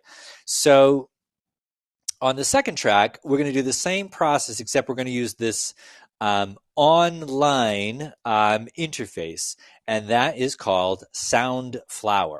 All right. And we're going to select the stereo option of Soundflower. So on Windows, it is not named this. It is, I forget this every single time. It is communications device. Device. That's what you'll see in Windows. Thank you. What great timing, Hilly. It's like you read my mind. Right. So it's called a different thing. Soundflower in Mac and communications device in Windows. Okay. So just again, it's selecting a microphone just as you did before, except you're going to select this option, which is automatically going to come up with installing Journalist Pro. Okay. So what this allows you to do is it allows you to take the output and come into Hindenburg. So just remember what I said before. You're always telling audio, go out of this, go into this, and go out of that. That's basically what you're doing, okay? So we want the input of this to be this Soundflower guy, okay? So now if I go over to, in this case, we're going to go to Skype, okay? And this is the preferences in Skype, all right? And I got there the same keyboard shortcut as the preferences in Hindenburg. And in Skype, this is the audio video preferences there. And if I scroll up, I'll see myself while I'm recording myself. Okay. So here we have it. I've selected this from my computer, and you can see that it's just picking up my voice through my computer. Now for the output, that's what speakers is. You could select this to be, your computer or some other thing. We're going to select the same Soundflower option. Okay. So we're saying come out of this in Skype. Okay. And we've said in Hindenburg, go into this. All right. So let's go back to Hindenburg. And here we have it. So we've got my microphone here, and we're going to arm this track. Now we've done that, and I'm going to record in Skype. Now there isn't somebody that I'm talking to right now, so we're going to play this little Skype thing here, okay? But I'm going to start recording, all right? And now you can see that it's recording on 2 tracks, just like we did, we looked at with the multi-track recording, but there's nothing in Skype just yet, okay? So I'm going to go back over to Skype. And I'm going to do this little test audio thing here.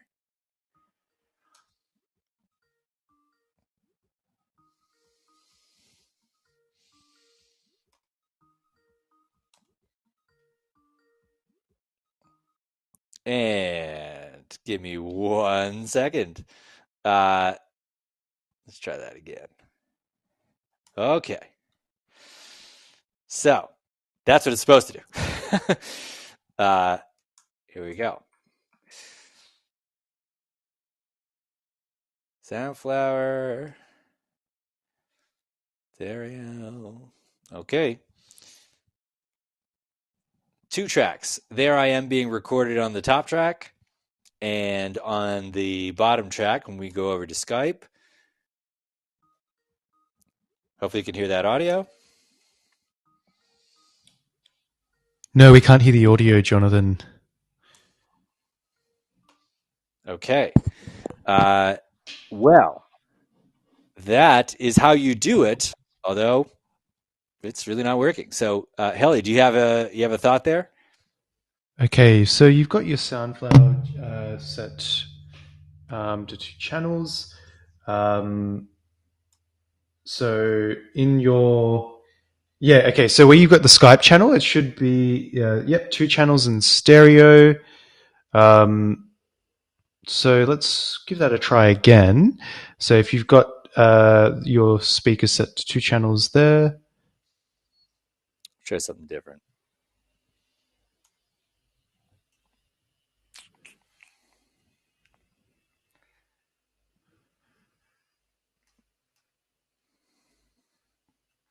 It could be something in loopback as well, Jonathan, where you have to set Skype from loopback. But what I can do, I can try it from my end. So I can open up Hindenburg from mine and share my screen to demonstrate this. So just bear with me for a moment whilst I get this ready. Let me... Okay, so there's one there, the other there. So sorry, folks. Sometimes we have a lot of things going here when we're doing these remote calls and things. And sometimes one thing doesn't communicate with another and all of that. So we're going to try.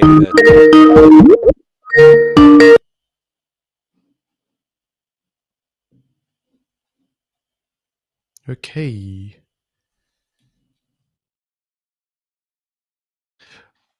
All right, I'm going to share my screen. So bear with me once I get this ready to go.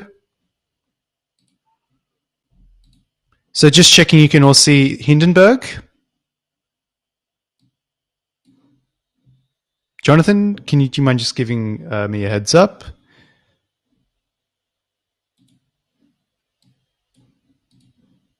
Yep. Okay, great. So I'm going to demonstrate now how you can get Skype to record straight into Hindenburg. So as you can see here, in the top track, you can see my levels are fluctuating. They're quite high. So I'm going to hit record now because I have both the tracks armed. So as you can see here, you can see my voice track is being recorded. And now I'm going to play the test audio from Skype, and you'll be able to hear the ringtone if somebody calls you on Skype in 3, 2, 1.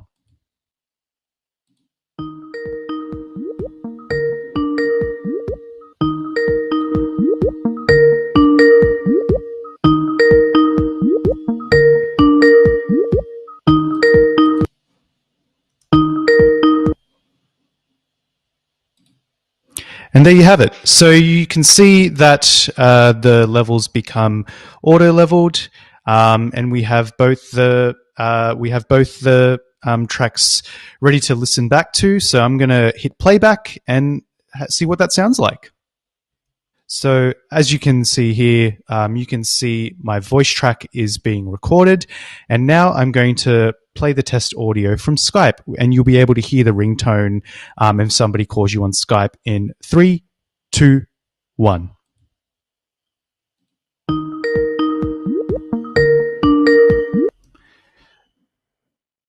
Right, so there you have it. So that's the way that you can demonstrate, or that's the way you can record an interview via Skype if you were using that program. So, Jonathan, can you hear me? And could everybody see that? Yep, great, awesome. So I hope that gives you an idea how you can interview somebody remotely via Skype if you are looking to interview someone who's not in the studio. So I'll hand it back over to you, Jonathan. Okay, thank you. Yeah, sorry about that. The reason has to do with the remote interface that we're doing here. So anyway, hopefully that doesn't put you off too much here. So we're going to turn this over to you, actually. And I'm just going to do a screen share here.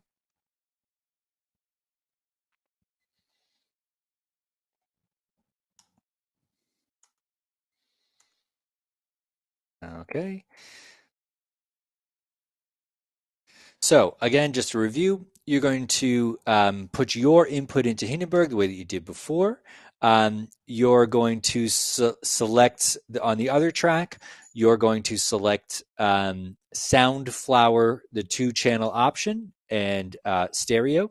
You would then go into Skype, into the preferences, and change the speaker option to the same Soundflower, and then when you do your recording, both tracks will record directly into Hindenburg. Okay, so now we'd love to have that be an activity, and we can go over that again and talk about that again. I think Haley's going to have to do the demonstrating of that feature. But for obvious reasons, we can't have 100 folks all go on to Skype and do a remote call while we're all on a remote call. But that's the method of doing it, and there are videos for this on the website as well, or on YouTube. I'm just going to jump in here, Jonathan, and just mention as well that we do have a Q&A section towards the end of the session, and I'll definitely touch on what Soundflower is and also the PC equivalent communications device, and I can run through that again for everybody, just because timing's of the essence here, and we really do need to continue on with this workshop. Okay, so let's talk about a bit of a sound signature. Jamie, why are we here? We're here because my dad's written a porno. Your dad's written a porno. Erotic literature. Why? Previously on My Dad Wrote a Porno. Jim grunted, and Belinda thought she felt something entering her. Oh my God. If you have to ask. Did the man know he was only tickling her?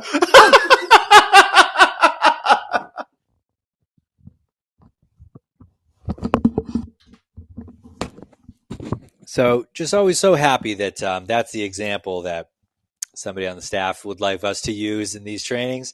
But obviously, everything that's involved in that particular podcast is unique and sets a certain mood and a certain tone. And we don't know what your podcasts are going to be like. We don't know the tone or the mood or any of that. But if you think about where we started from with just recording yourself speaking to then recording multiple people. Now we're getting into more of the production of thinking about what kind of product you actually want to make. That's not just you folks talking. So some of this has to do with music, of course, and ultimately down the road, it will have to do with background sounds, ambiance, and that sort of thing. Okay, so the sound signature meaning the music that you would like to use in your podcast. Now, typically, what people have is they have a bit of music that they've opened up or that they like. That's at least at the beginning and the end of your podcast. But you can have music and bumpers all throughout and leading into different segments, different types of overall sound design. Okay. So some places, if you're not familiar with doing this, music can be daunting. So what we're talking about with Hindenburg is importing tracks of music in that you would have the royalties for or the rights to. You would be paying somebody, a musician, royalties, but there are plenty of places to find open source music, meaning YouTube or SoundCloud for Creative Commons licensing and things like that. Okay, so there are some options for you if you're not used to doing that, or you would like to find some free music. Okay, so we're going to talk about a few things here, which is importing audio, auto leveling, using the favorites window, and creating ducks and sound beds. Okay, so that's what we're going to look at now. All right, so here is our Hindi session. Well, let's talk about import just from the beginning. Okay, so importing some music. All right, there are keyboard commands for all of this kind of stuff, and importing files means importing any type of audio into these individual tracks, and wherever that playhead is where it's going to import. Okay, so I'll just pick something. I'll pick this thing. Okay, so this is an audio file of some music. Okay, and that's what it looks like there, and that's so you may do this and have this for your podcast, which might have multiple parts or that kind of thing. So now you saw that when I did the import, because that box was checked that we talked about a little bit earlier, auto level upon import, it did that automatically. Now again, you can adjust this as you see fit. I'm going to do something right now, which is a little strange, but we talked about, let's say I did this out of order for whatever reason, and I had the pieces together maybe before I even recorded it. All right. So this is some music. Sounds like this. Okay. So let's say I had this on a track and then I was like, oh, right, I forgot I wanted to actually record that. I want to record my podcast. I haven't started doing that yet. That's maybe one reason why you would choose to mute this track. So now when I play, you're not hearing anything, right? It's still there. It's just you can't hear it. It's just kind of laying there and wait. So while that's happening, what I'm going to do is I'm going to be up on this top track, and I'm just going to record myself, all right? So here we are. This is the Jonathan Podcast. It's incredibly insightful. It's all about making podcasts, a podcast for podcast people who never get tired of alliteration and words that begin with P. Okay, so that's maybe my intro to my podcast, let's just say. And by the way, that's the intro. And maybe I want the music to kind of be there, but not that much farther into it. So let's say, I don't know, just I don't need anything after this point. Well, this might be one reason why I would create a little split point here, and this whole big guy there, I'm just going to get rid of it. I don't even need that. Okay, so now if I unmuted this track, you'd hear both of the tracks together. You'd hear me talking and saying the things I just said with that little bit of music underneath it. Here we are. This is the Jonathan Podcast. It's incredibly insightful. It's all about making podcasts. All right, that's a new hit. So there we are. That's a little bit of just, I've imported a music file, and I want to play around with it. Okay. Now I'm going to zoom in a little bit here. We're going to start doing some really fun stuff here. This is why, by the way, maybe you'd want to use this trimmer tool. Maybe you want to extend this. Maybe you want to limit it. I don't know what you want to do, but maybe you want to do something like that.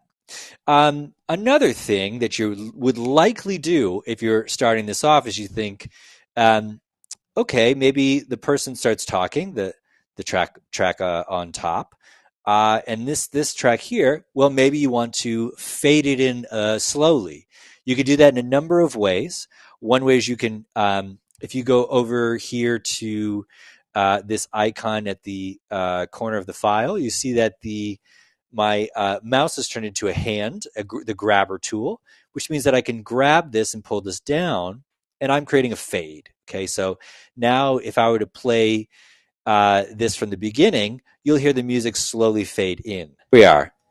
This is the Jonathan Podcast. It's incredibly insightful. It's all about making podcasts, a podcast for podcasts. Okay, so that's how that works. All right.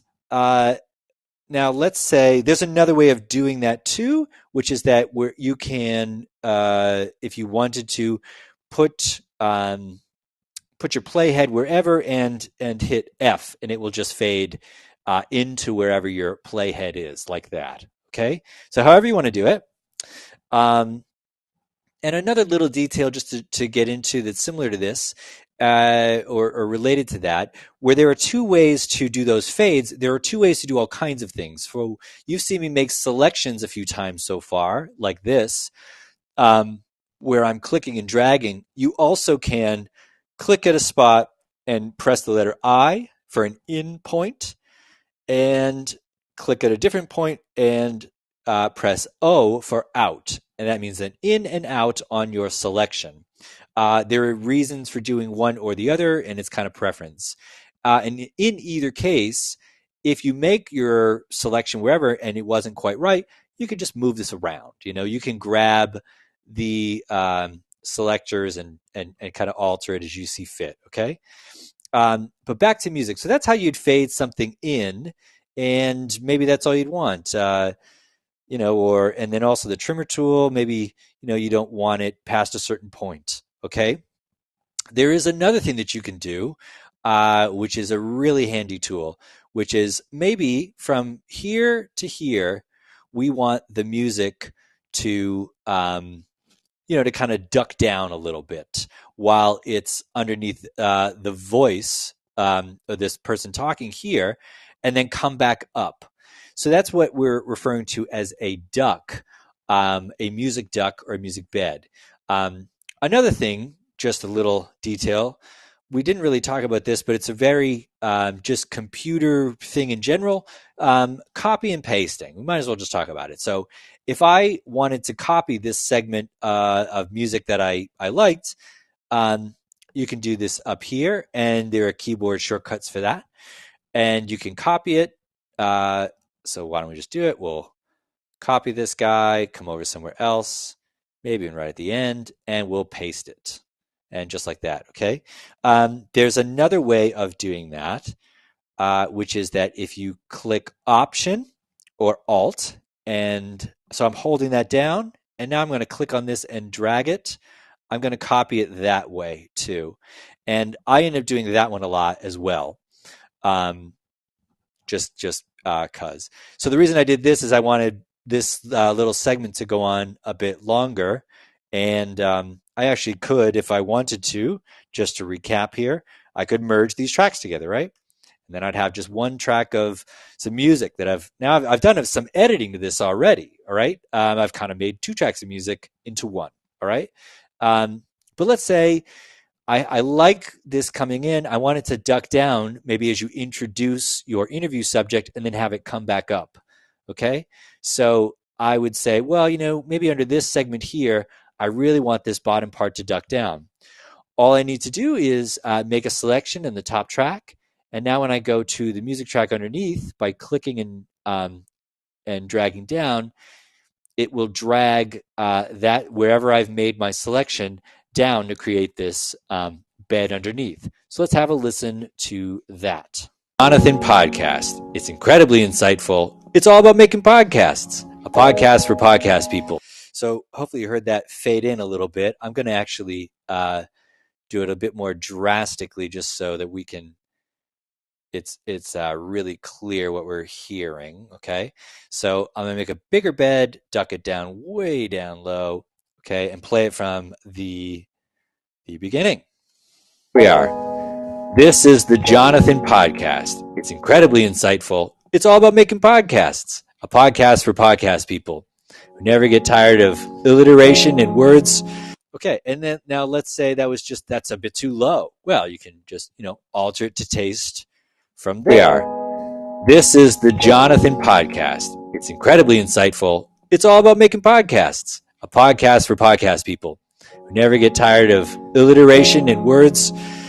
Okay, so however you're going to do your things, I hope that you can start to see that if you then have this doesn't have to apply only to music, of course, but this can apply to ambiance, background effects. You're doing a piece that's about a city. You want to have some of those city sounds in there. You want them to come up and in and out at different places. This is how you would do that. And that's going to get into a little bit of how we use this stuff over here. We're not going to get too deep into this. This is more the next training, but what these clipboards are they allow us to take segments of audio and put them into these different clipboards and name them so that we can organize them all later. Okay. And so these can get filled with all of the pieces of your session, and you pull them in and out. And that's how you would do that. That is very similar, but different in an important way to this thing, which is the favorites window. Okay. And so the favorites window, by the way, I got all of these by going to the view menu, and underneath the view menu, you have the option of selecting clipboard. There's a markers list and this favorites window. That's what we're looking at here. Okay. And so here is the major difference between these two things and how you would use them. Okay, so on the clipboards, if I were to make a selection here and I was to say, like, I want to keep this interview segment, I might take this and drag it into the clipboard. And then there it is. And you can rename it in there and all of that. And then I would drag it out to assemble my pieces. Now, if I open up a new file, these clipboards are going to be blank because it's specific to the session that you're working on. Okay, the favorites window, you notice, if you can remember when I opened it up, it was already filled with this stuff, right? I'm just going to delete this one for a sec. So it's already filled with things because that's what I put in it the last time I used it. So the favorites window, you save things in there to consistently pull things in and out. And the reason you would want to do that is, let's say you did this editing of your music and you liked it, and you said, okay, that's going to be in my favorites window. I want to take this out so I don't have to re-edit the music every time. What you can do is you drag this into the favorites window. I'm pressing Option and drag, and there it is there. Now, when I pull this out, it's going to pull out, if you can see it, the already edited piece of music. So that's a really great way to not have to do this. And this is the same thing for an outro as well. And while it's in here, you could name it. I just double clicked on it. You can right click on it, and you would just say like intro. Okay, intro music. All right, so that's how you do that. Now, when I opened up a new file, you'll see that intro music there. But wait, there's more. You can use this in another way that's even more useful potentially, where you can select all of the tracks, even though they're on different tracks. You can select them all, or whatever you want. Let's say this was the intro to your show. You crafted it. It's something maybe with many pieces of music or a lot of layers or whatever it is. And you pulled this into the favorites window, all 3 tracks, right? And there it is. So there's that.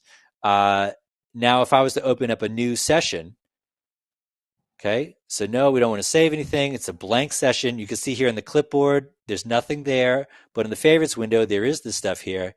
And now I could drag out my entire intro on all 3 tracks. And there it is.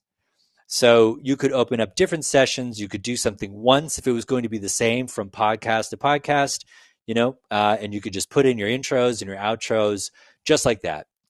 So, very easy to use, but there's a lot of stuff there. Okay. So I'm sure there'll be some questions about this, but just to go over some things we talked about with doing fade, doing music ducks, and creating the signature sound for the type of story that you want to tell that is more elaborate than just somebody talking, but is setting a mood. Okay, so that is how to do it. Importing, it auto levels on imports when you import, and how you would use the favorites window, ducks, and sound beds. And so now we would like you to delve into activity 3, where hopefully you can try doing some of these things on your own, and we can answer any questions that you guys have. Boy, we have plenty of questions. So the first one comes from Joe Armstrong. And sorry, my laptop's just frozen. Basically, they asked, is there a limit to how many files that you can have in the clipboard?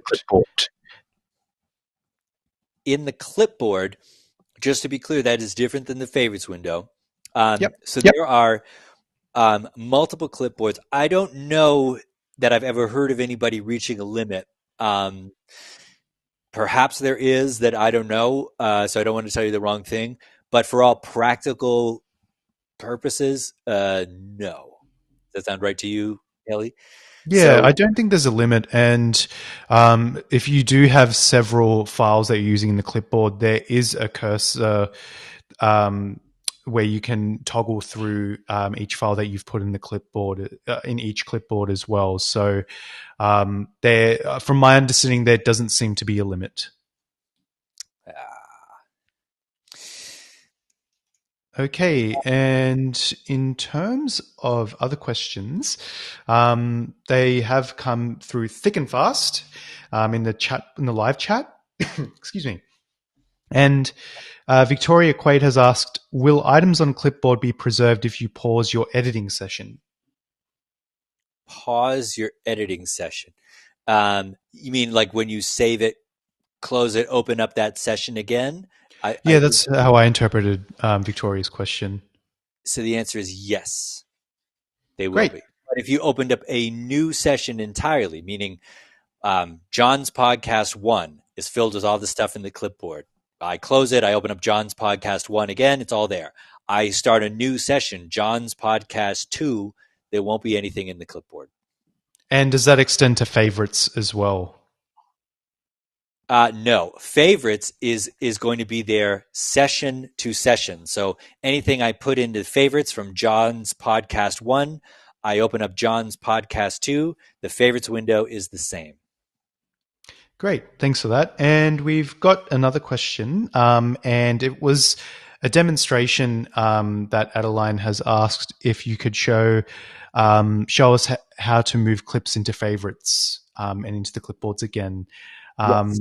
And just to give people just understanding that we are answering questions right now, but if you would like to do activity 3, we will be giving you 10 minutes to do so. So feel free to do this activity if you can access the files, but if you can't access the files, again, we do apologize and we will go back to amend this issue so then that way for future sessions we don't run into these problems. But for any other questions that you may have, please feel free to relay them in the live chat or via questions. But yeah, Jonathan, if you don't mind just giving a live demonstration on how you can move clips into the clipboard and into favorites, that would be great. Yeah, no problem. I just wanted to open this up here. This is a more complicated session, and I'm just doing this to illustrate to the question of is there a limit to how many clips you can put in the clipboard? First off, the clipboard it comes with 4 clipboards, if you like, preloaded. Now you can add more and to each one, and you can rename your different groups. Like here, maybe you want your ambiances, and here you want your music. So, I mean, if you were to think of all of these as clips in the clipboard, I don't know, there's maybe 50 here of different clips. To my understanding, it's essentially there is no limit because it's just rearranging the amount of audio that you have in your file. So no, although once you get to a certain point, if I had, let's say, 10 tracks in this clipboard or 12, I'd probably want to have just a second clipboard because it's too many things to cycle through. Okay. That's just for my ways of doing it. So just to show you a more complicated file, this can get as complicated as you want ultimately. And you can have as many layers of different pieces, and it can be as elaborate as you need it to be. So I'm just opening up, here's a new blank session. And as you can see, the favorites window, it's the same. Whatever you put in there is what's in there, okay? So I'm going to pull stuff out of there for the moment, and I'm just clicking and dragging, okay? Here's another thing that was like multiple parts. And again, you can just click it and drag it, drag in and out of it. So I won't use that one for the moment. So let's use this intro music thing, okay? So, we have our clips. We have our bits. If we want to drag things into the favorites window and into the clipboards, couple of different options. There is a really great key command shortcut for putting things into the clipboard, which is when you make a selection. If you hold down Command and 1, make a split point. You have this region here selected, and you hit Command 1. I have that right, don't I, Hilly?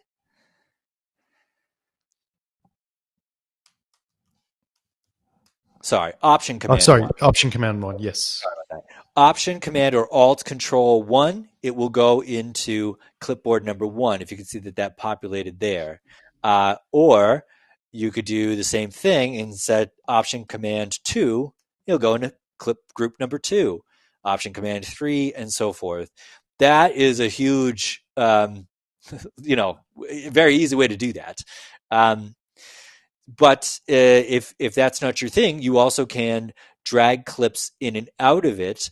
One thing that I personally just do with this is if I'm dragging a clip around, you'll notice that if you want to just go and drag it in, it's not going, right? That may be something that you've come across. There's another. So what I did there is I just clicked on the region, tried to drag it in, but I didn't press Option or Command. If you then press Command and drag it in, it will go in. And you can see that it kind of show you this little indicator that it's going in there, and then it will. Okay. What I almost always do, also kind of out of habit, is I'm option dragging things. I'm pressing Option then I click on this, and then I drag it there so that it's, there are multiple versions of it, whatever. Okay, so it won't let me do it with that particular clip because that's what's already there, I believe. So if I wanted to drag things into the favorites window, same thing. I would hold down Option and drag it in, and that's how I did that there. And if you were to do that same thing by selecting this region and then hitting Command, the difference is it would take it from here and put it there, if that makes any sense. So you may want to do that. So if you wanted to delete it from here and put it there, you'd hit Command. If you wanted to just take a copy of this and drag it in, you press Option, and it does that. Okay. And then for the clipboards, there's that great key command, which is you highlight something, you've got your region, you want this to go into the first clipboard, Option Command 1, and there it goes. And then whatever you have in there, whatever segments, you just pull them out. So hopefully that answers that. Amazing. Thanks for that, Jonathan. I'm sure that answers those two questions where people wanted to know how to drag your files into clipboard and favorites, and also with the necessary shortcuts that you've provided as well. I hope that goes a long way to the people that had those questions answered. So I'm just looking at the time, and we have about 15 to 20 minutes left of the session. And I am mindful that we would like to fit in a Q&A as well, and particularly to go over Soundflower / communications device and Skype. So what we'll do is that we'll carry on with the workshop. So then that way we can leave a bit of time for the questions. So we call Jonathan to keep rolling. Yep. All right. Amazing. Moving along. Okay, so let's talk about publishing. What you're going to need to do with your podcast is have it go out into the world. And like the other features with Hindenburg, everything is designed to be easy and specific to making podcasts. That's the goal, at least. So publishing, and really what we're talking about is exporting files. There are a couple of features that hopefully we can go over and will help you make it public. So some things to just keep in mind here. What is a podcast and how is it different than other things? And what is a podcast hosting site? What is an RSS feed? And the -16 LUFS? We sort of already talked about that. But so the difference between a podcast and a radio show really is who's hosting it. And so though you may consume your podcast from Spotify or Apple Music or whatever, that's not where they're hosted initially. There'll be a hosting site somewhere else that is hosting the actual audio. And what the RSS feed is, it's just set up to you create your podcast, and let's say it's episodic, and you put number 2 and then number 3, instead of having to go to the different places where people will ultimately download or stream that podcast.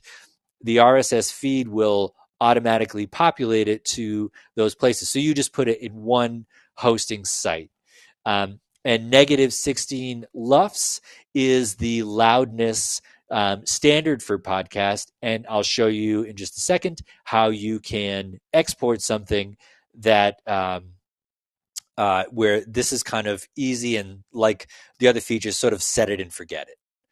Okay, so how to do it? We're going to add a target, publish, and then deal with some of the tech stuff. Okay, and so we're not there yet. Let's get to Hindenburg. All right, so let's say this is our podcast. Beautiful as it is, it's maybe not going to win any awards, but there it is. We've got our tracks, we've got our stuff, and we would like it to go maybe to certain places. Okay, so an easy thing to do here is this publish icon. Okay, and so here's this podcast. And by the way, little detail here. It says our podcast is 2 minutes and 13 seconds long. And that's because the last segment of audio ends here, which if you can see in the time code is that. It's 2 minutes and 13 seconds. Your podcast is going to be however long you want it to be, but you do have to be mindful of of that. If you have some rogue piece of audio that's 10 minutes after what you thought was the ending, it's going to keep all of that and say that's what it is. All right. So by hitting this plus icon here, it's going to bring up this target list, meaning places you want this audio to go to. Okay. And that place could even just be your computer or your files or SoundCloud or other places. So if we were to pick SoundCloud, and let's just say we do that for an example and go to next, you would fill out the SoundCloud information. Now I can't do that here because we don't have this SoundCloud account for this, but you'd put in your email and your password for that, or wherever you want your stuff to go, and you would hit finish, and it will directly go there. Now here, in this case, is where you can decide on the loudness of your podcast, the overall loudness. So if it was for that kind of distribution, maybe we'd pick -16. Now, again, if we were producing the same podcast, but we wanted to export it at a different loudness level for, let's say, the BBC was just going to play our podcast and we wanted it to play at -23 LUFS, we would do that there, okay? And you could change the file formats from a WAV file to usually WAV or MP3, or what most people are doing, and you probably want to keep it as a WAV file. Okay, so again, just to go over that, how you would make it public, just some easy options to kind of go directly from working here to wherever you're going to go in the end anyway. That's the idea here. In addition to that, you can also just do a plain old export, which is this icon here. And this is just going to export the entirety of your audio. Same thing if you wanted to just deal with that yourself. And so let's just go ahead and export that. We want it to go somewhere. And then here is where you can, in the options here, adjust your loudness and all of that there. Okay. So that's how you would export the whole of the podcast, or use the publish tool and publish directly to where you want to go. All right. And with that, I think let's open it up to a Q&A. Great. Thanks for that, Jonathan. So one of the main questions that have been asked so far is about Soundflower. So long story short, Soundflower, what it is that it acts like a system extension where you can send the audio from one app to another. So what Jonathan demonstrated earlier, what I demonstrated earlier was that I was sending audio from Skype straight to Hindenburg. And then what Soundflower does, it acts like the middleman to send that audio from one program to the other. Same as communications device. It's the same principle. So what I'm going to do now is that I'm going to share my screen once again. So just give me a few moments whilst I get this up and running, just so that way I can demonstrate how you can send audio from Skype into Hindenburg. And this will help if you are looking to interview someone, remotely. So just bear with me once I... While you're doing that, I'm going to answer one question really quickly. Sure. Is there a way to hear just a region or to isolate, one area of the audio? So the answer is yes. So I'm going to just do a quick screen share here. And let's say I wanted to select this region, okay? The way that I do it, at least, is if you make a selection, which is to, do this, if you hold down Shift and the space bar. Good. I apologize, I couldn't make it. We had a conflicting... It'll just play in the whatever your selection is. So we'll do a short one here, Shift and space bar. Okay, so that's the way you can hear, your individual segments, and you're probably going to want to do that a lot. That's a really good question for fine tuning with the editing? So good question.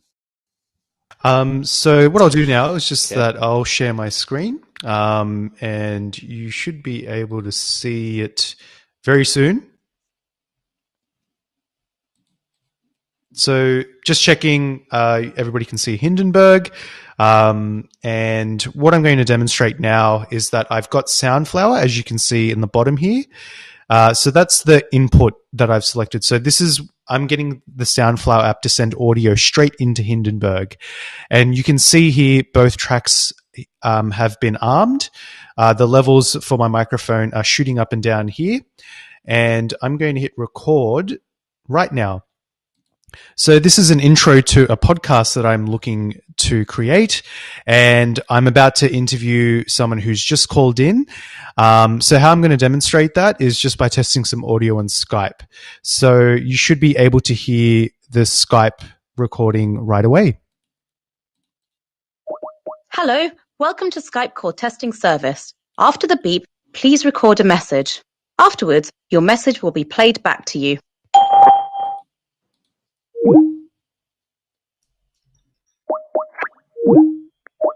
Hello, welcome to Skype call testing service. After the beep. Okay, so sorry, just had a bit of a glitch with Skype just then. As you can see here, though, I've ended the recording. I'm just going to trim it down just before it started to glitch out, and you'll be able to hear me talking into the mic, and then also the Skype recording as well. So I'm going to hit playback right away. So how I'm going to demonstrate that is just by testing some audio on Skype. So you should be able to hear the Skype recording right away. Hello, welcome to Skype call testing service. After the beep, please record a message. Afterwards, your message will be played back to you. Okay, great. There we have it. All right. So I want to answer another couple of questions. One is, will there be one of these for HABC? ABC is the audiobook version of Hindenburg. And so the answer is yes. One of them, a number of these presentations are all coming soon. So the answer is yes, any day now. Sorry, I just realized as well, I didn't show how you have to connect Skype from Soundflower to be able to send it to the app. So I'll demonstrate that right away. Sorry for that, everybody. So thanks for picking that up, everyone. So I'm going to show you how you can set this up on Skype. I'm just looking away because I've got a dual monitor set up. So please disregard me looking away from the screen, but I'll show you how this can be done. So you should be able to see Skype. So you can see my second screen. And then what we can do is that what we go is to go to the system preferences, and then in audio video settings. And you can see here that we've got the audio video set up, and then we scroll down to the audio, and the speakers is where you'll need to change your output. So how you can change your output is to go down and click Soundflower 2 channel. And from there, you're having the output of Skype being sent to Soundflower. So that way, if you go to Hindenburg and change the input to one of your tracks, change one of the tracks in your input to Soundflower, then Soundflower will act as the middleman to send all the audio going in from Skype straight into Hindenburg. So I hope that answers the question. A couple of people have asked, how do I balance the music with the voice audio? That is kind of tailored, to taste. But one way is doing the ducks and the music beds, which we looked at. The other way is just, if you wanted to take the entirety of your music volume, you just bring it down. So I can just show you that real quick, but it's basically. So here we have our file, right? And let's just say this is my music, okay? My music track right here. And this is my bits of, you're seeing my screen, right? Yep, I can see your screen. So here we have our music thing. You might want to turn the entirety of the music down. Sorry, we already made a duck, which is why it's doing that. But you could take your music and you can adjust the entire part of it down. You can when you do a duck, you can then adjust all the segments down separately. But you could do that, or you could fade it in, however you want to do that. Okay, so that it is sort of up to you, but I mean, you do have a lot of control over your volume here with this. So what you'd hear with each time you did one of these is, so I would listen to this. That's really doing the mix, and I would listen to this in not just on headphones, but in speakers, of course, if you can. And I would adjust and play around with it just by adjusting the volume, trying to do some of those ducks and such, and just a reminder there of what we mean by that. We have a section of music. Let's just take this. I keep forgetting that I've already altered that one. Yeah. Okay. So whatever it is, let's say. Well, let's do this. Here, add a little split point here. Okay, this is our music, right? And this is our guy Dan having his podcast, and we're going to make a duck by making a highlight here, and then when you grab the music underneath it, it will duck down wherever you want it. And that's what, if you wanted it to come in and out for a section, as opposed to turning the whole thing up or down for your overall blend. Great, thanks for that, Jonathan. So it looks as though, judging by the time that we've reached the end of this session. So first of all, I just wanted to thank each and every one of you for attending, but please do not go yet. What I've done is that I've just added in the chat box a survey for you to fill out for today's session, and if you do fill this out today, you will receive up to 30% off from downloading Hindenburg Journalist Pro. So if you could kindly just take a couple of minutes of your time to fill that out, that would be great. So once again, I do thank you all for attending today's session. Wherever you are in the world, I greet you from Berlin, Germany. It's currently 9:30 p.m. Jonathan, where are you at? I am outside of Boston, where there's a blizzard happening, and it is 3:30 p.m. for me.